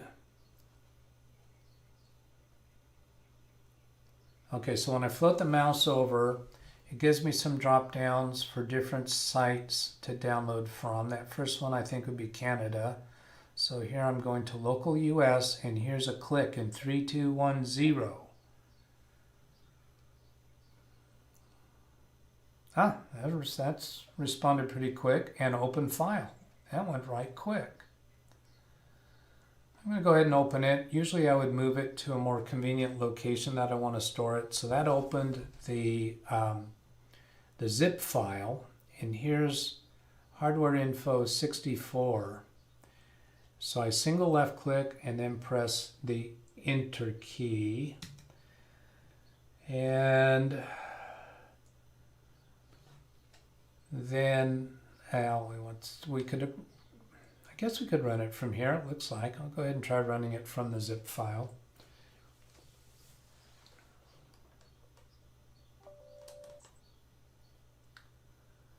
John Lewis says hardware monitor will show you temp in Windows 10.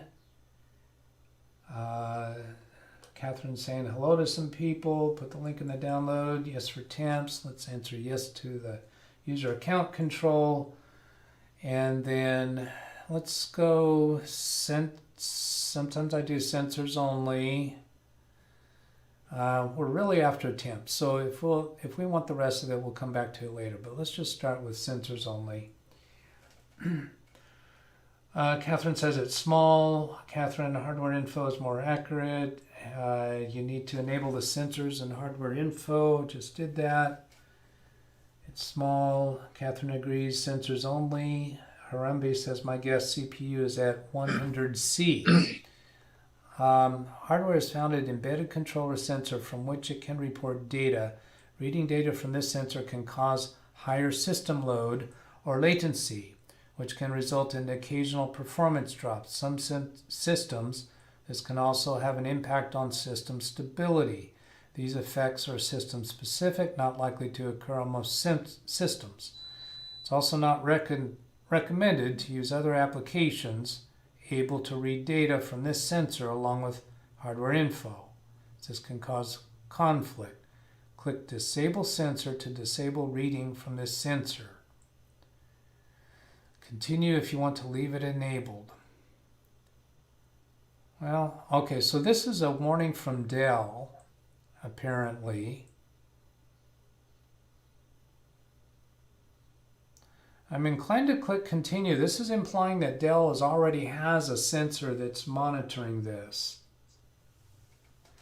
But if we do continue, this is telling us that this could cause an extra drain on the CPU, possibly even to the extent of causing a thermal event where the computer blue screens and crashes. I'm kind of delaying here. Catherine is saying disable the sensor. I think she's recommending to disable the sensor. Do not monitor this sensor. All right, let's start with do not monitor this sensor and see what we get. Do we still get some kind of a temperature? I'm thinking we might. CPU down here, 4357. Let's see. Core VIDs. This is the core temperature. I don't see that that's a problem.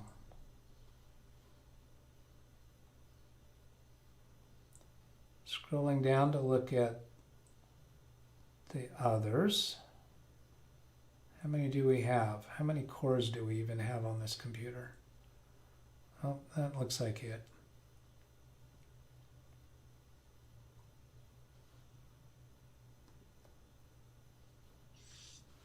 So this is still bouncing around a lot. 50 degrees. Oh, the other one's up here.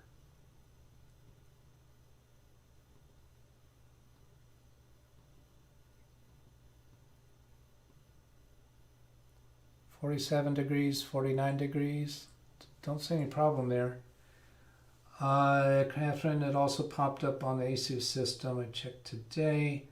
John says, hardware monitor is used on my Dell easily without changing sensors. It checks all 4 cores.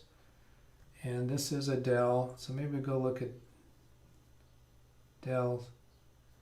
Harambe says it's not even hot. Yeah, it's not hot.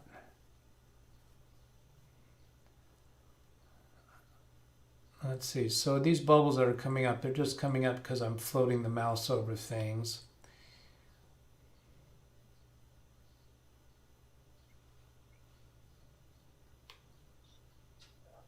Does this program turn things red when there's trouble?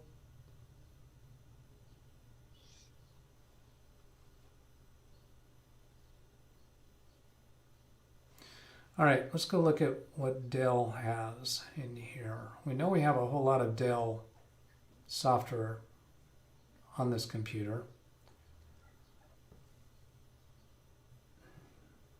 Oh, okay, John says it's not hot because it's throttled. Why would it be throttling when the temperatures are that low? All right, here's Dell. Click to fix, Dell, I guess this one. Is there any other reason it would be throttling other than heat? It's not my subscription level, is it? No. What can I see? Power Manager.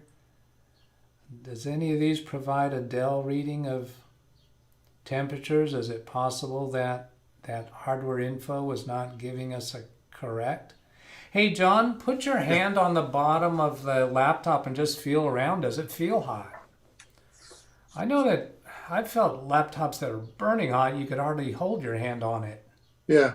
The back side on the just left side of the center is a little bit hot. I mean, I feel a little heat, but it's nothing I can not withstand. Yeah, if you had it sitting on your lap, on your legs, it wouldn't be uncomfortable? No. No, that just doesn't sound like we have a heat issue. The back side is a little hot, but it's nothing unbearable. So, proposing to the chat, how about CPU-Z and actually run a benchmark? I think it's CPU-Z that does that, isn't it?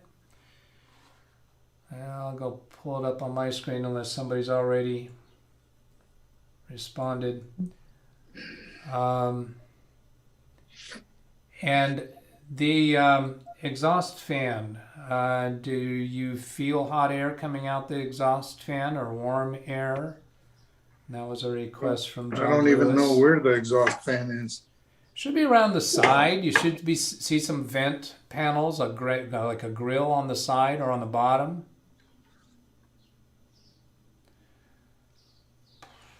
You know, I do see a grid on the bottom, but I don't feel any air coming out. But you Or see if there's any air coming out, it's really... Okay, well, how about this hardware info? Does it give us fan speeds? I do hear a fan, but hardly ever any air that I can tell coming out of the computer.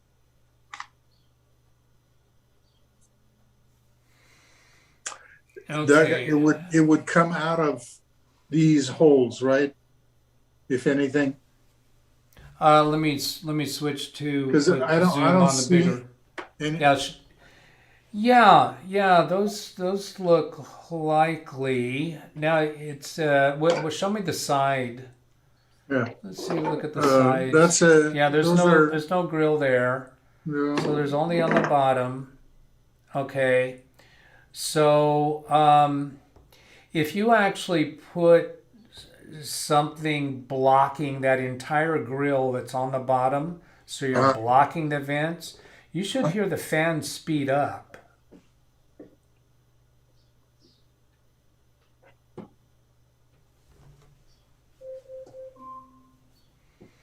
Reveal lethargic timer is done.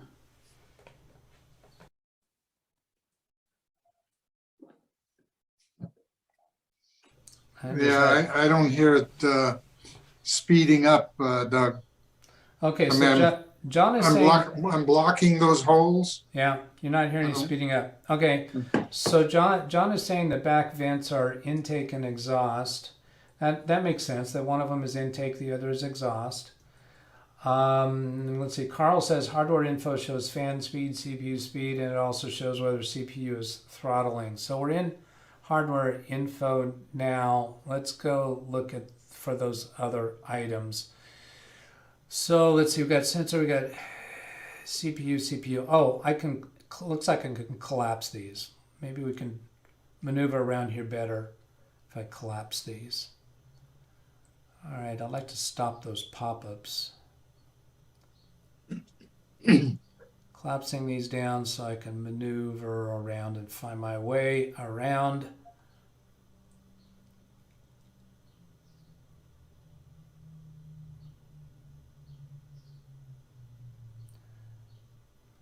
Del PCH temperature.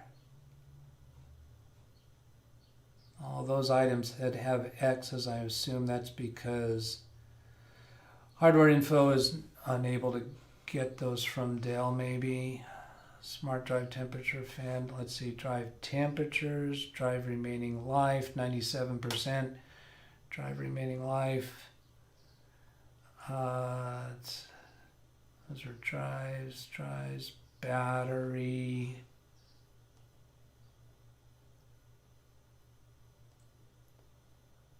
Wait, isn't it smart? That should give us information, doesn't it? No airflow because dust has restricted airflow. Do you see any dust blocking those ports? There could be dust inside, but dust is... I don't think so, Doug. I don't. All right. Let me get a flashlight. I don't see any.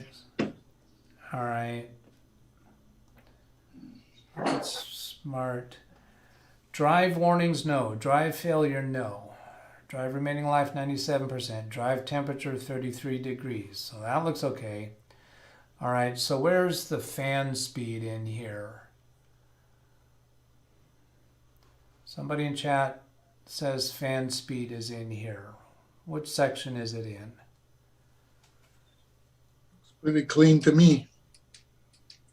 Let's see. I guess no airflow. I haven't seen anyone respond in chat about where the fan speed is. So I'm going to look at these one at a time. Virtual memory refers, that's all memory. Okay. CPU is supposed to tell us in here if it is throttling. How does it tell us that? On-demand clock modulation, 100%. Core clocks, strings. How do we interpret that for throttling? I don't see it. Next one. Catherine says 33 degrees Celsius sounds good, whatever that was. Core temperatures. Thermal throttling, right there. Thermal throttling, no. Boom. That's it, right? It's not throttling due to temperature. Meaning we're not worried about dust. We're not worried about your fan. Your fan's not blowing hard because it's not hot. Okay, that makes sense. So I don't think we found our problem here. Core critical temperature. That's just telling us what this section talks about. All of that is no. None of this is a problem. Core power limit exceeded, no. That's all clean. Package ring, thermal throttling, critical temperature, they're all no's. All right, I don't see anything there. Do you see some sluggishness still? The reason I ask is maybe since we're on the iPad, I don't lose you, but let me turn off the computer completely and turn it back on and see if it has the same speed of coming up. Okay, in answer to your question, here I'm typing in the search field, and I'm just going to press the letter J several times when I speak it.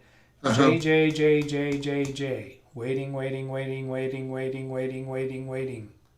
So that is sluggishness. Well, okay. I saw the J's on my computer almost the same time, almost the same time. But Oh, then you said J, J, J, J, where I saw them already.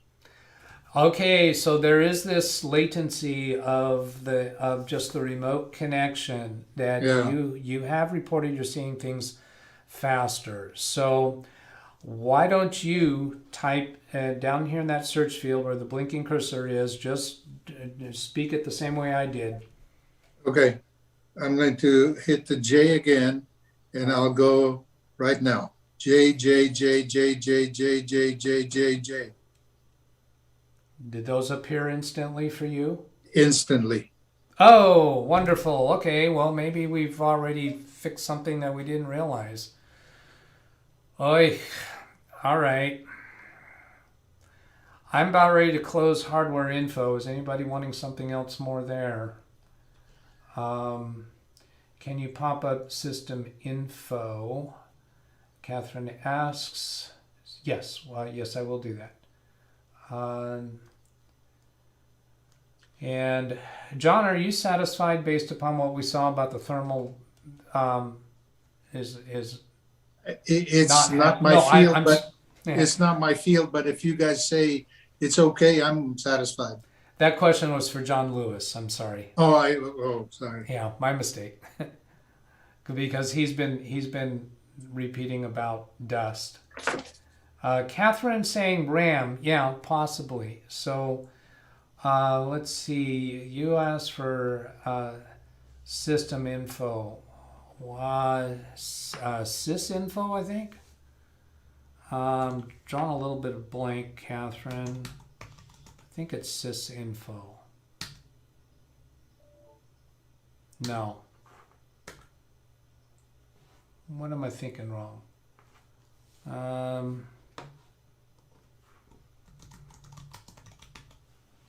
I think whatever you're asking for, I don't usually take it that way. System information? Is that what you're asking for? Oh, yes, yes, yes, absolutely. What do you want to see in here, Catherine?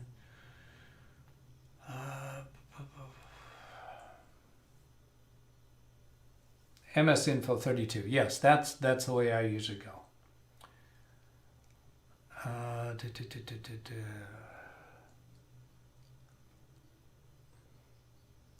Here's memory.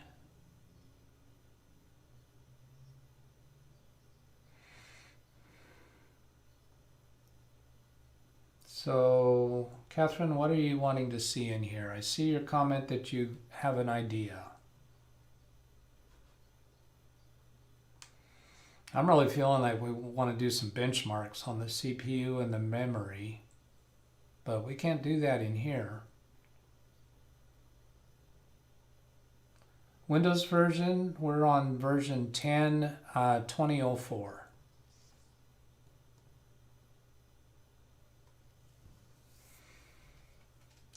CPU and RAM she wants to see information about. Let's see.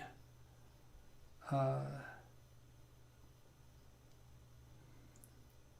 I don't think that's what you want to see about the RAM.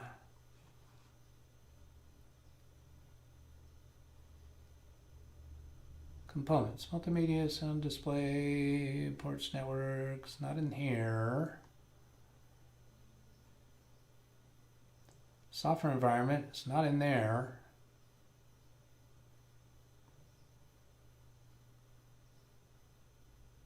Let's get up to summary. We're at 8 gigabytes of memory.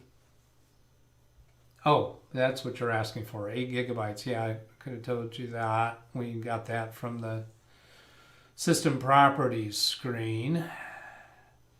Let's see, here's a summary screen. And there's a 8 gigabytes. Total physical memory, available physical memory, total virtual memory, available virtual, page file. Page file 1.2 gigabytes, really? Isn't that kind of low? page file space, but it's 9.11 gigabytes. Maybe that's just how much is in use. That would make sense. Which model is it? It's a Dell Inspiron.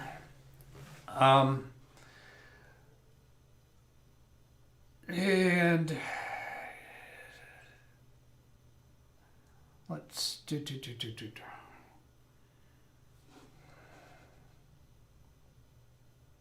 think we have that up here, don't we?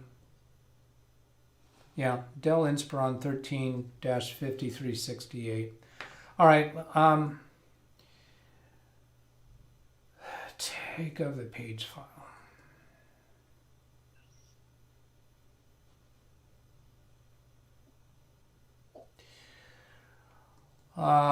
Let's see. I want to go with CPU-Z.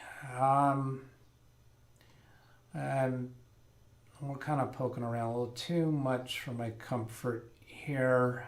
I'd like to see a benchmark. The CPU-Z, I think, does a benchmark for the CPU and for memory.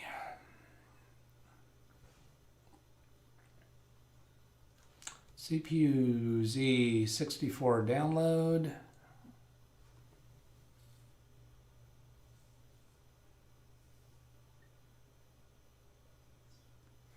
I'm real tempted with whoever it was that commented earlier about seeing if it's sluggish also in safe mode, because it's really feeling that that might be the case. But still, yeah, I'm going to stay on track for benchmarks here. Start download 487 kilobytes. That sounds fine.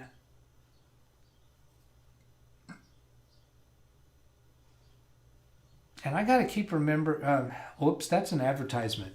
Oh, look at that. I was about to download the wrong thing. I said that 487 kilobytes. That's an advertisement for PDF Hub. Oh, they're so sneaky. Classic versions, custom versions, latest validation.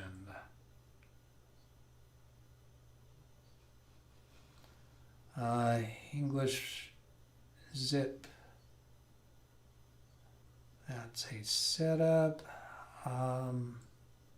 Waiting for the screen to refresh. Setup English, zip English. This is classic version 1.96. This is not an advertisement here, right?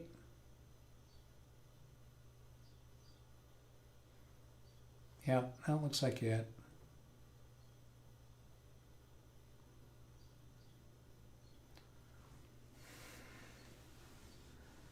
No, that's an advertisement. See, if you don't look at these closely, you can just go click on open and... Oh.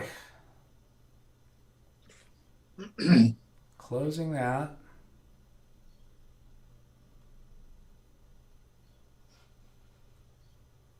Now it's taken me, I think, to another screen to do the download, because they were trying to trick me into clicking on an advertisement.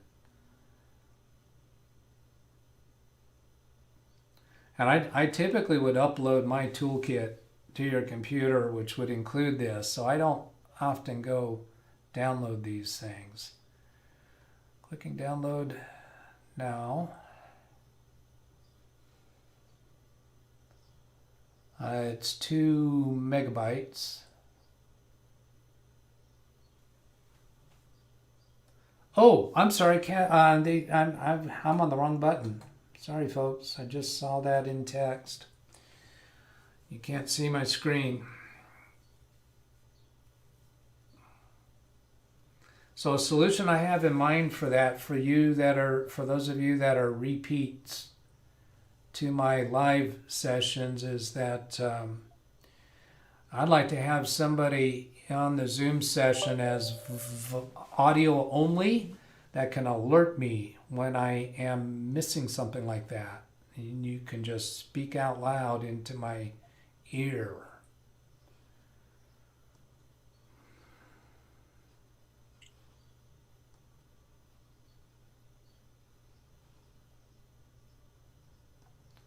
Okay, so this is installing it.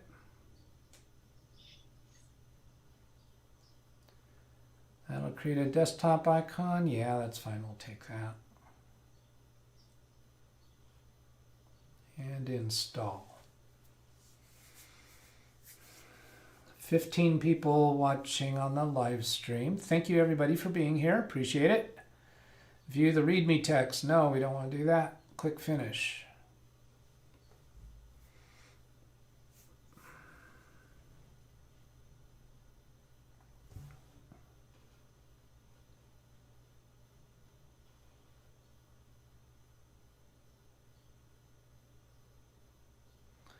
See, I'm going to right click on that system information and close it. I think we're done there. And resource monitor I'm going to close. And this one, close that. I think that was task manager.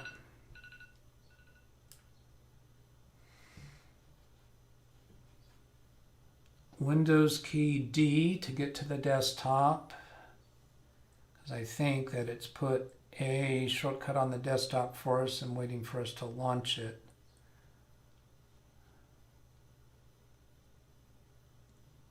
I don't see CPU Z.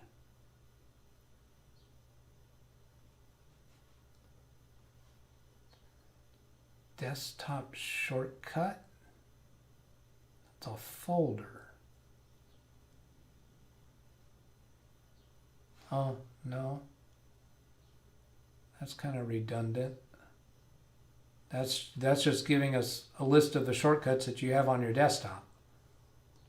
That doesn't need to be there. Just delete that.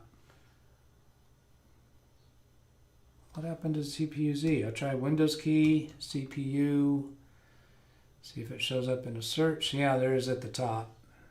Apparently when I told it to create a desktop icon, it failed to do that.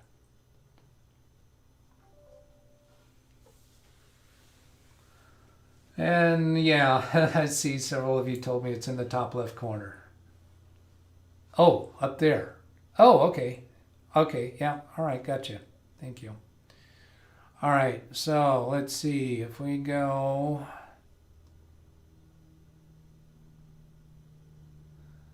There's bench. That's what I want to get to is bench. Okay. Benchmark CPU.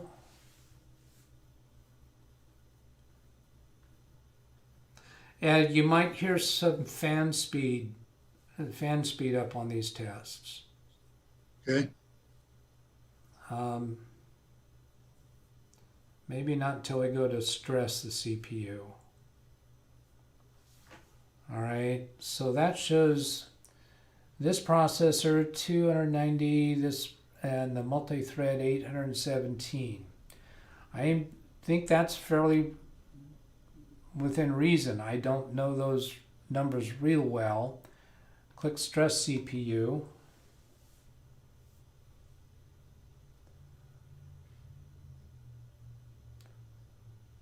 So now pay attention to the fan speed or fan noise. Are you hearing anything? Nope. Not an extra. All right.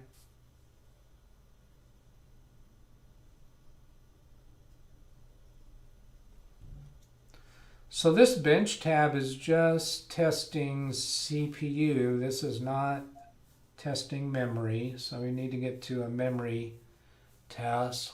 Let's see, what's that? Mem test 86, is that what it's called?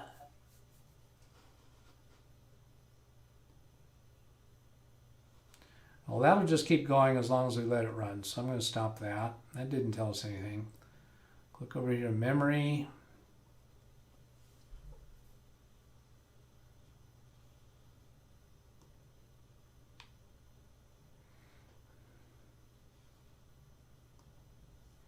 There's no other testing in here. Nothing in here that's alarming.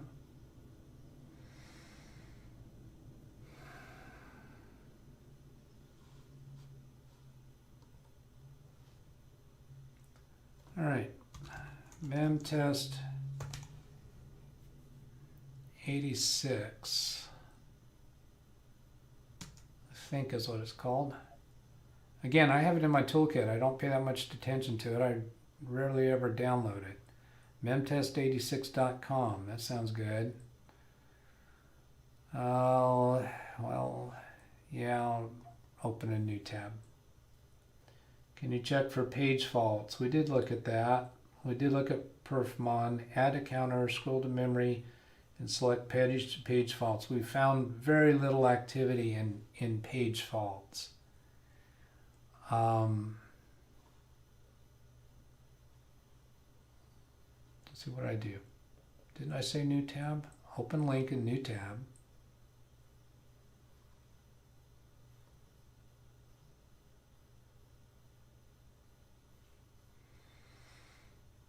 And then download.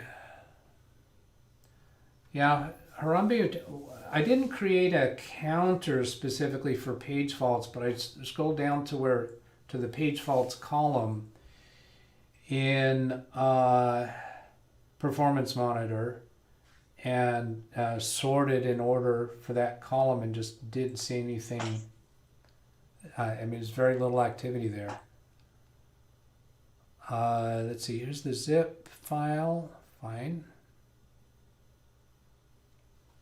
memtest86.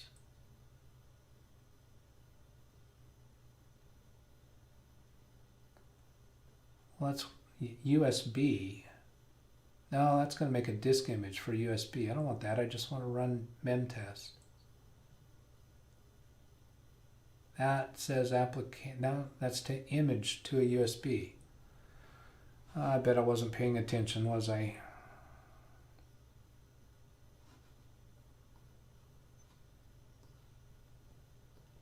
All right, I'm gonna try uploading just the mem test from my toolkit to your computer. Oh, I can't do it there though. I'm using instant house call. I forgot. Yeah.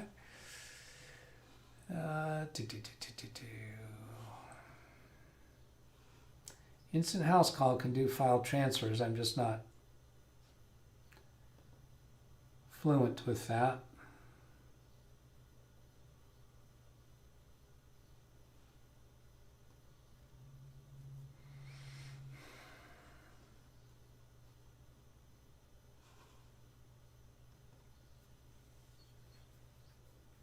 Memtest needs to always be on USB.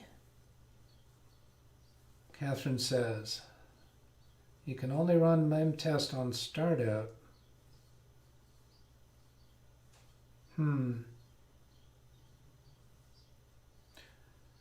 Test the hard drive with crystal disk mark. Okay, that's reasonable. Yeah, I think it's a spinning disk.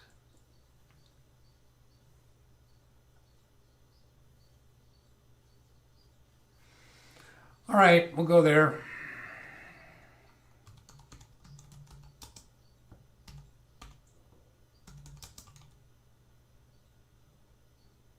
And I also have this in my toolkit and rarely download it.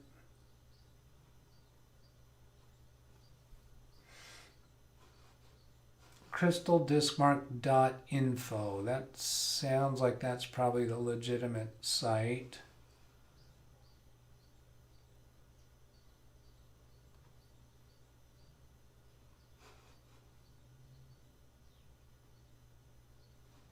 Not Microsoft.com.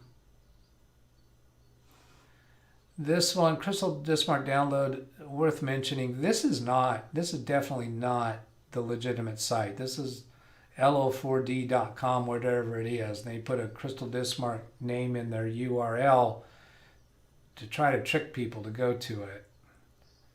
I want to go to the authoritative source. So I'll right click here and open link in new tab. And Catherine, I suppose that's what you're referring to. Yes, it is. Because of the lag of when I look at your responses, sometimes it's hard to know for sure what you are responding to. But I'm pretty sure that's what you meant. Yeah, Crystal Disk Mark is the correct site from Carl. Thank you. And Catherine says go up. Well, go up. I don't know if I'm still at the same screen that you were commenting on. Start now. Find out outdated drivers. No, don't want to do that. Crystal do world up. Here's download. Maybe that's what she means by go up. The green download. No, this green download is for outdated drivers on all your devices. That's something else. I'm thinking download or software. Here, software. Crystal disk mark. This looks better.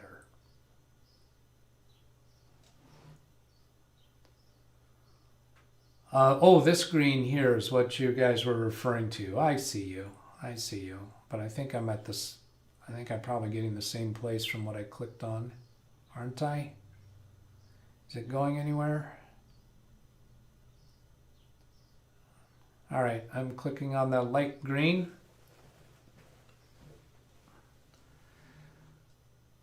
Close the advertisement.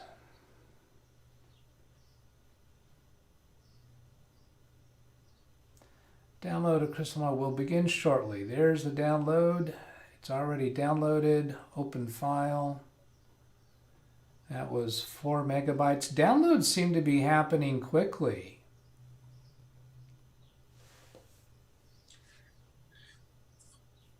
Doug, can I say something? Yes. I have this very simple speed test that I do once in a while to see how fast my internet is going. Can you see the numbers? Is it on screen now? Yeah, not on the. You're holding up your phone. I'm sorry, Yeah. I wasn't looking at Zoom. Let me bring you up on Zoom to show what you're showing us. You're showing a speed test from your phone. Yeah. 441 megabits per second Download. 6.20 upload, and that's plenty good. That's not going to produce any sluggishness. So that's what your internet speed Right. is doing. So we could do a speed test from the computer and see if it's coming up with similar numbers. Yeah. So then create desktop shortcut. I'll leave that check mark on, and then click install. Because of how quickly the download is occurring, I have a hard time believing you've got a hard drive fault problem. Now, I don't like, it takes a long time to do 5 rounds of test and 1 gigabyte. So I turn these numbers down a little bit. It may not be giving as accurate numbers, but it doesn't take as long to wait through it all. I have found that if you do 1 test loop and go way down on the megabytes, it's very far off as far as comparing to a longer test. So that's going to take a little while to come up. So 99 megabytes per second, that's a normal spinning hard drive. Certainly not the cause of the type of sluggishness that we're seeing. And John A, I like that too. Just use the first box, meaning you could just click on this first box here and not wait for it to do all those others. Because what it's going to do now is it's going to go through this column for all those different kinds of tests, and then it's going to go down this column for all those different kinds of tests. And if you just click on this one box, then it's just going to do the numbers for this row, which are typically the fastest result of all of them. The lower numbers are typically lower. Doug, I just thought of something too. Yeah. That noise that you were having me listen to, thinking I was hearing the fan, could that be the hard drive turning? Yes, it could be the hard drive, and I had it on my mind to ask you that. So you might hear that doing more activity now. A hard drive noise is typically more of a clickety-clackety noise rather than a continuously spinning fan. Yeah. So the hard drive noise is more irregular, and the fan noise should be more Regular. stable blowing Yeah. fan type noise. What do you think you've been hearing? I think I'm probably, well, the steadiness tells me it's the fan because Okay. I'm not hearing it clicking or slowing down or, Well, how about now if you put your ear close, can you hear the clickety? Some hard drives are a lot quieter than others, even when they're spinning drives. yeah, I hear something, but it's pretty constant. It's not like a hard drive stopping and starting. And Yeah. Okay. Well, these numbers are fine. There's nothing to worry about here. I'm going to go ahead and stop that yeah, and close it. And then, oh, let's do this. Windows key R, MS Info 32, enter, and then come down to components, storage, disks. So standard disk drive, fixed hard disk. This is clearly a spinning hard drive. So no question about that. I was thinking if we were getting 100 megabytes per second and it's a solid state drive, then we'd have something to worry about. I don't know if that's even a thing, if it even happens, but we clearly are a spinning hard drive.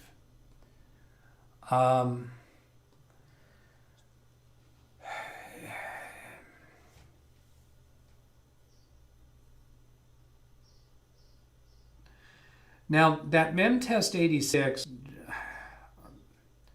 running from a USB, that would be for testing through all the memory, and is typically done when you're having a problem booting or Windows won't even run. But as far as sluggishness like this, that doesn't really make sense. Here, let's do a clean boot. We haven't done that. Let's just disable all of your Start tab items.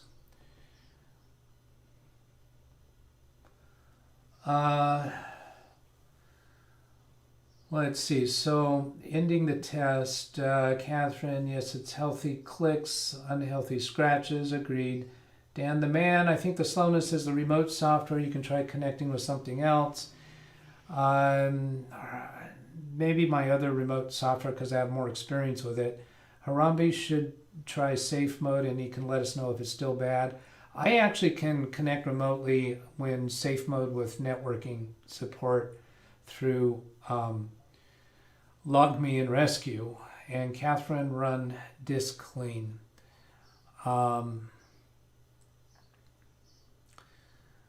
Reasonable things, but they're all whoops, I didn't mean to click on the X to close that. Come back to Task Manager. All reasonable comments. Nothing, frankly, that stands out more than the others. Now, the reason why I'm interested in disabling all of this and restarting into normal mode is if any of these things are misbehaving, that would be a high suspect. Now, in doing this, we want to pay attention to what items are already disabled so we can get you back to your normal configuration. So to figure that out, I'm going to sort by this status column and then scroll down to the bottom. And I'm just going to take a cell phone picture that's showing there's only 3 items that are disabled. So then we're just going to go disable everything else and restart and see what we get. So let's see, I'll start down here at the bottom. Right click, disable. Right click, disable. Anything that can't be disabled will should object to being disabled.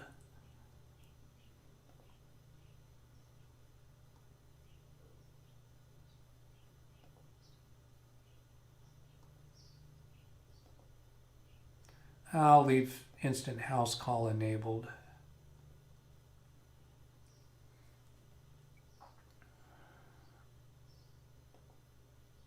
Status alerts. I think I clicked on the wrong choice there. Then page up. Oops, that's instant house call again. Disable HD audio.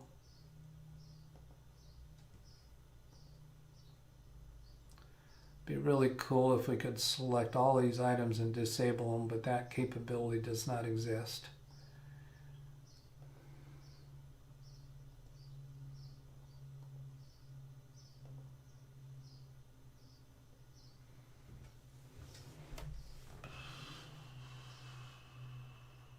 Okay, so these resorted in order, so the only thing that's in the enabled section now is instant house call. Close down the browser, close this down, close this.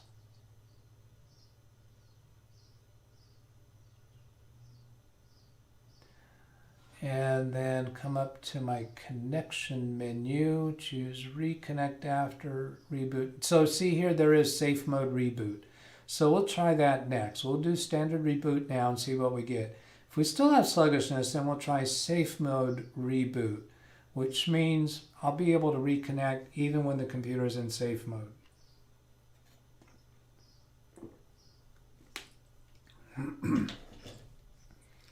Catherine's comment, typical HP, so many things on startup. Yeah, but this is a Dell. But same comment, it would be valid.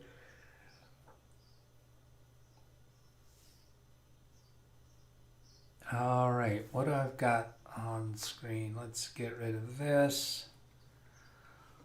Oh, let's see. Make some notes. Sluggishness.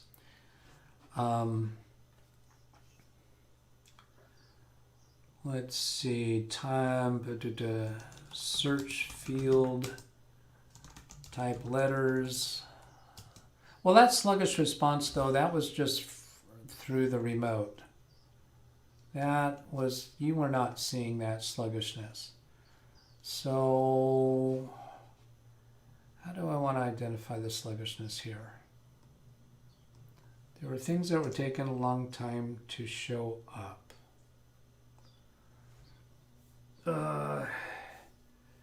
Carl says, did you check the Dell update to make sure there are not BIOS chipset or other updates? No, we have not checked that. Considering that is it possible that some Dell updates could be needed for BIOS chipset or other stuff because of Windows updates that actually causes this kind of sluggishness? Interesting. Yeah, and Catherine brings up still could be virus or pups or Trojans. It used to be those were so commonplace. I would have to do virus and malware remediation once or twice a month, and now it's just been a long time since I've had to do that. So I don't pursue that so quickly anymore. It certainly could be the case. Okay, so here we're restarted. The speed of drawing icons on the desktop. That's one of the things that should be in my notes. This speed right here, how long it takes for all those icons to populate. Are those still slow to you, John? A little bit, yeah. I see the silhouettes of the icons, but Yeah. to fill in the colors, it takes a while. Yeah. On an i7, even though I think it was 6th generation, I just don't see any justification for it taking that long. Okay, so I'm going to go make myself a note. The sluggishness represented by slowness of desktop icons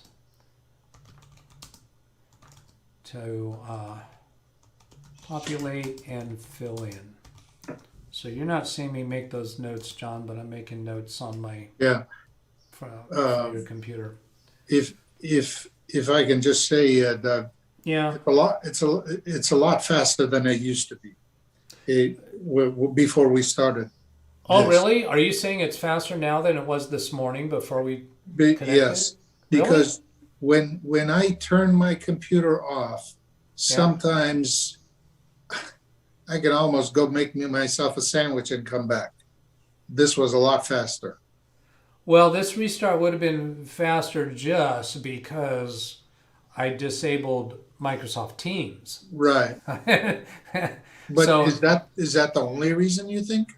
no, because we disabled other things in the background. Yeah. You had a lot of Yeah. things in your sys tray here. Let's see what we're looking at I- now. We have very little. What I want to tell you is, I mean, this is livable. I can live with this. All right. But before, like I said, I would turn the computer on and leave it, pour myself a drink or something, and come back. You know. Well, now another comment that you made. Am I not correct? Didn't you say that after a while that it's on, it's better?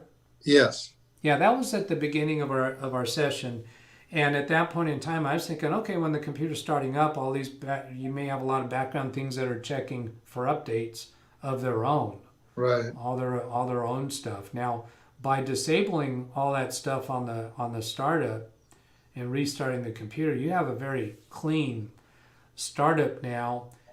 Let's go take a closer look at those things. Is there anything there that you really need to be running? Because otherwise we could just leave them all disabled and let you work for a few days and see what you think of it. Yeah. Cortana no, Spotify no, Skype no, Stamps no. I mean, these are just things that are auto launching when you start the computer. You don't need Garmin to auto launch. No. Do you use Microsoft OneDrive? No. Okay. Max Audio, HD Quickset, delayed launcher, no. HD Audio, no. Quickset is from Dell, delayed launcher, no. Windows security notifications, we don't need notifications. I don't see anything there that you might consider that you Yeah. need in order to use the computer. And if I do want to access one of them, I just click on the icon and it comes, right? Yeah, just launch it. Yeah. I don't need it. I don't need anything to open when I first turn it on. Okay, let's do one more thing then. What I'm proposing to do now is to disconnect my remote connection to you, Uh-huh. and then you restart the computer, and we'll time it. I've got a stopwatch here I'll run. Okay. When you say restart, do I hit the icon and restart or completely shut it off? Yeah, I'm gonna have you do restart. So you click on the Windows button down here, Right. and it just went to different. Yeah. Yeah, I'm gonna go back here again. So click on the Windows button, and then click on the power button, and then click on restart. On restart. I'm still waiting for restart to appear. Okay. Yeah. It's It's appeared on my side. It has. It's Yes. appeared on your site. So we've got significant stuff happening now. When I know I've had interactions with people in chat about Instant House Call. Somebody said that it's slow, and so I'm wondering how much of this responsibility is Instant House Call. So what I'm proposing to do is disconnect from Instant House Call. Have you restart the computer independently. I'll start a stopwatch, and we'll stay on the Zoom with you so that you can tell us how do these icons populate when it gets started up. And Okay. I think we might be done. Okay. Okay, so here So I'm restarting, not turning off completely. correct. Okay. And Will you tell me when you want me to stop? I will do that. So I'm clicking on the disconnect for Instant House Call. You should see some indication on your screen that I have disconnected. Yeah, it says session has ended. Has ended. Okay.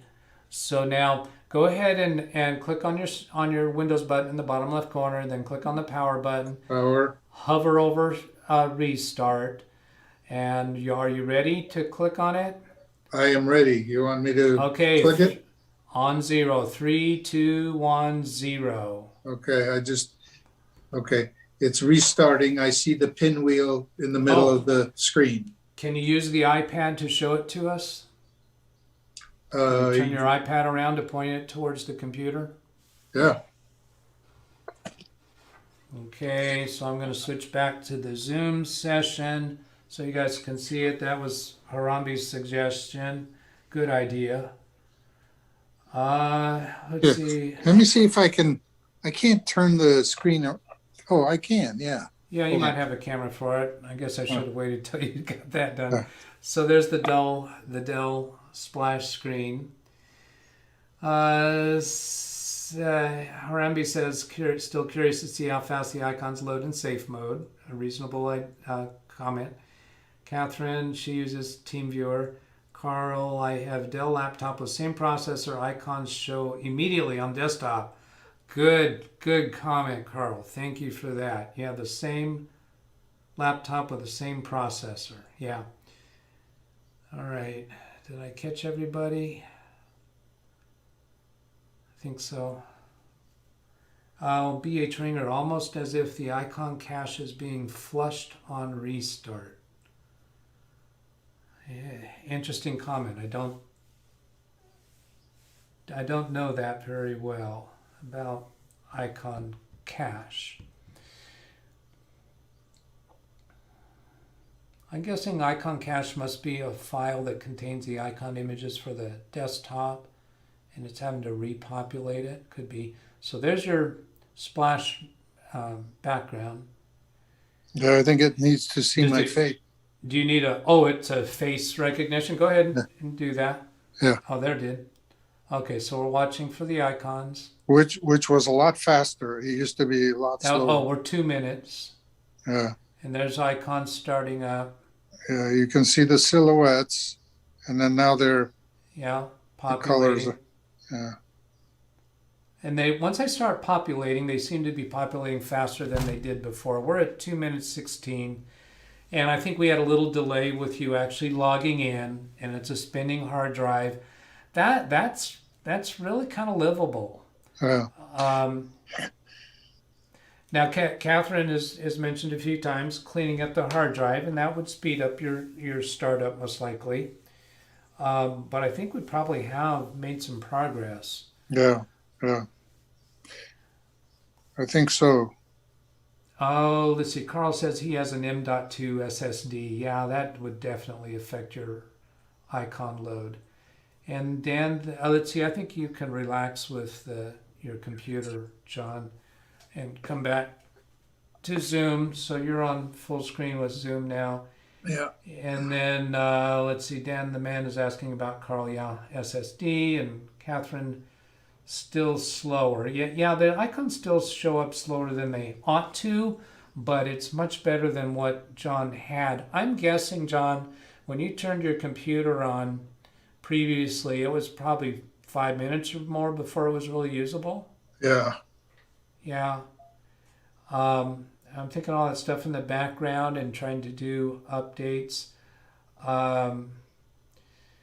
Harambe says delete stuff he doesn't need in programs. There was a lot of random Intel crap. Yeah, agreed about that. I'd like to remove all the Intel stuff. But still, this may be well enough for your purposes. This is not your daily driver. No. You turn it on occasionally when you want to use a laptop at home. Right. And it's not worth it's probably not worth taking the time to make it function as best as it can. Yeah. But just tolerable is perhaps good enough for you at this point. Correct. Okay, I think, John, I'd like to call it a wrap. We're showing 15 people in the chat room. I'd like for you to say thank you to them. Oh, absolutely. Thank you so much. I looking at all the facets of all the details, I think, is there somebody who knows every bit of this? Nope. There are people who claim to. Yeah. They just aren't experienced enough yet. I know, but I do thank you very much for 15 people to go through this process with me. Gosh, I couldn't thank you enough. You're welcome, John. So I'm going to switch over to the Zoom, and in the Zoom meeting, unless you wanted to have a conversation with me after the video's done. Yeah. Did you want to have any other conversation, or are we done? No, I think I'm done. I thank you very much, Doug, for All right. putting this on and helping me. You're welcome. Please reach out to me anytime that you want to do something else, because I'm still hungry for people to ask for these kinds of sessions. I want to do more of them. Okay? I definitely will, and I probably will. Okay, good. All right. Thanks, Doug. All right. Talk to See you ya. later. Bye-bye. Bye. Okay, so I'm going to switch over back to my camera here. That did that right. Anything else in the chat before we sign off? I do not. Very welcome. Catherine saying it's what you're welcome. Deletes the stuff. Yes. So I read back up. And then Harambe, good luck, sir. Catherine, I admit it. But as we a group are strong. Yes. BH Ringers, a message to Catherine. See you at next Carry live stream. So my next session, I know I have Saturday at noon with Catherine is going to be in the Zoom session helping with Bertland. At the moment, I don't have any other sessions scheduled, but they sometimes come up on short notice. And the way to request a session is send an email to DougBetts@LiveWindowsTraining.com. Give me an idea in the body of the email what you'd like to have help with, and we'll put it together. So that's it, everybody. Thank you for being here. Catch you later. Goodbye.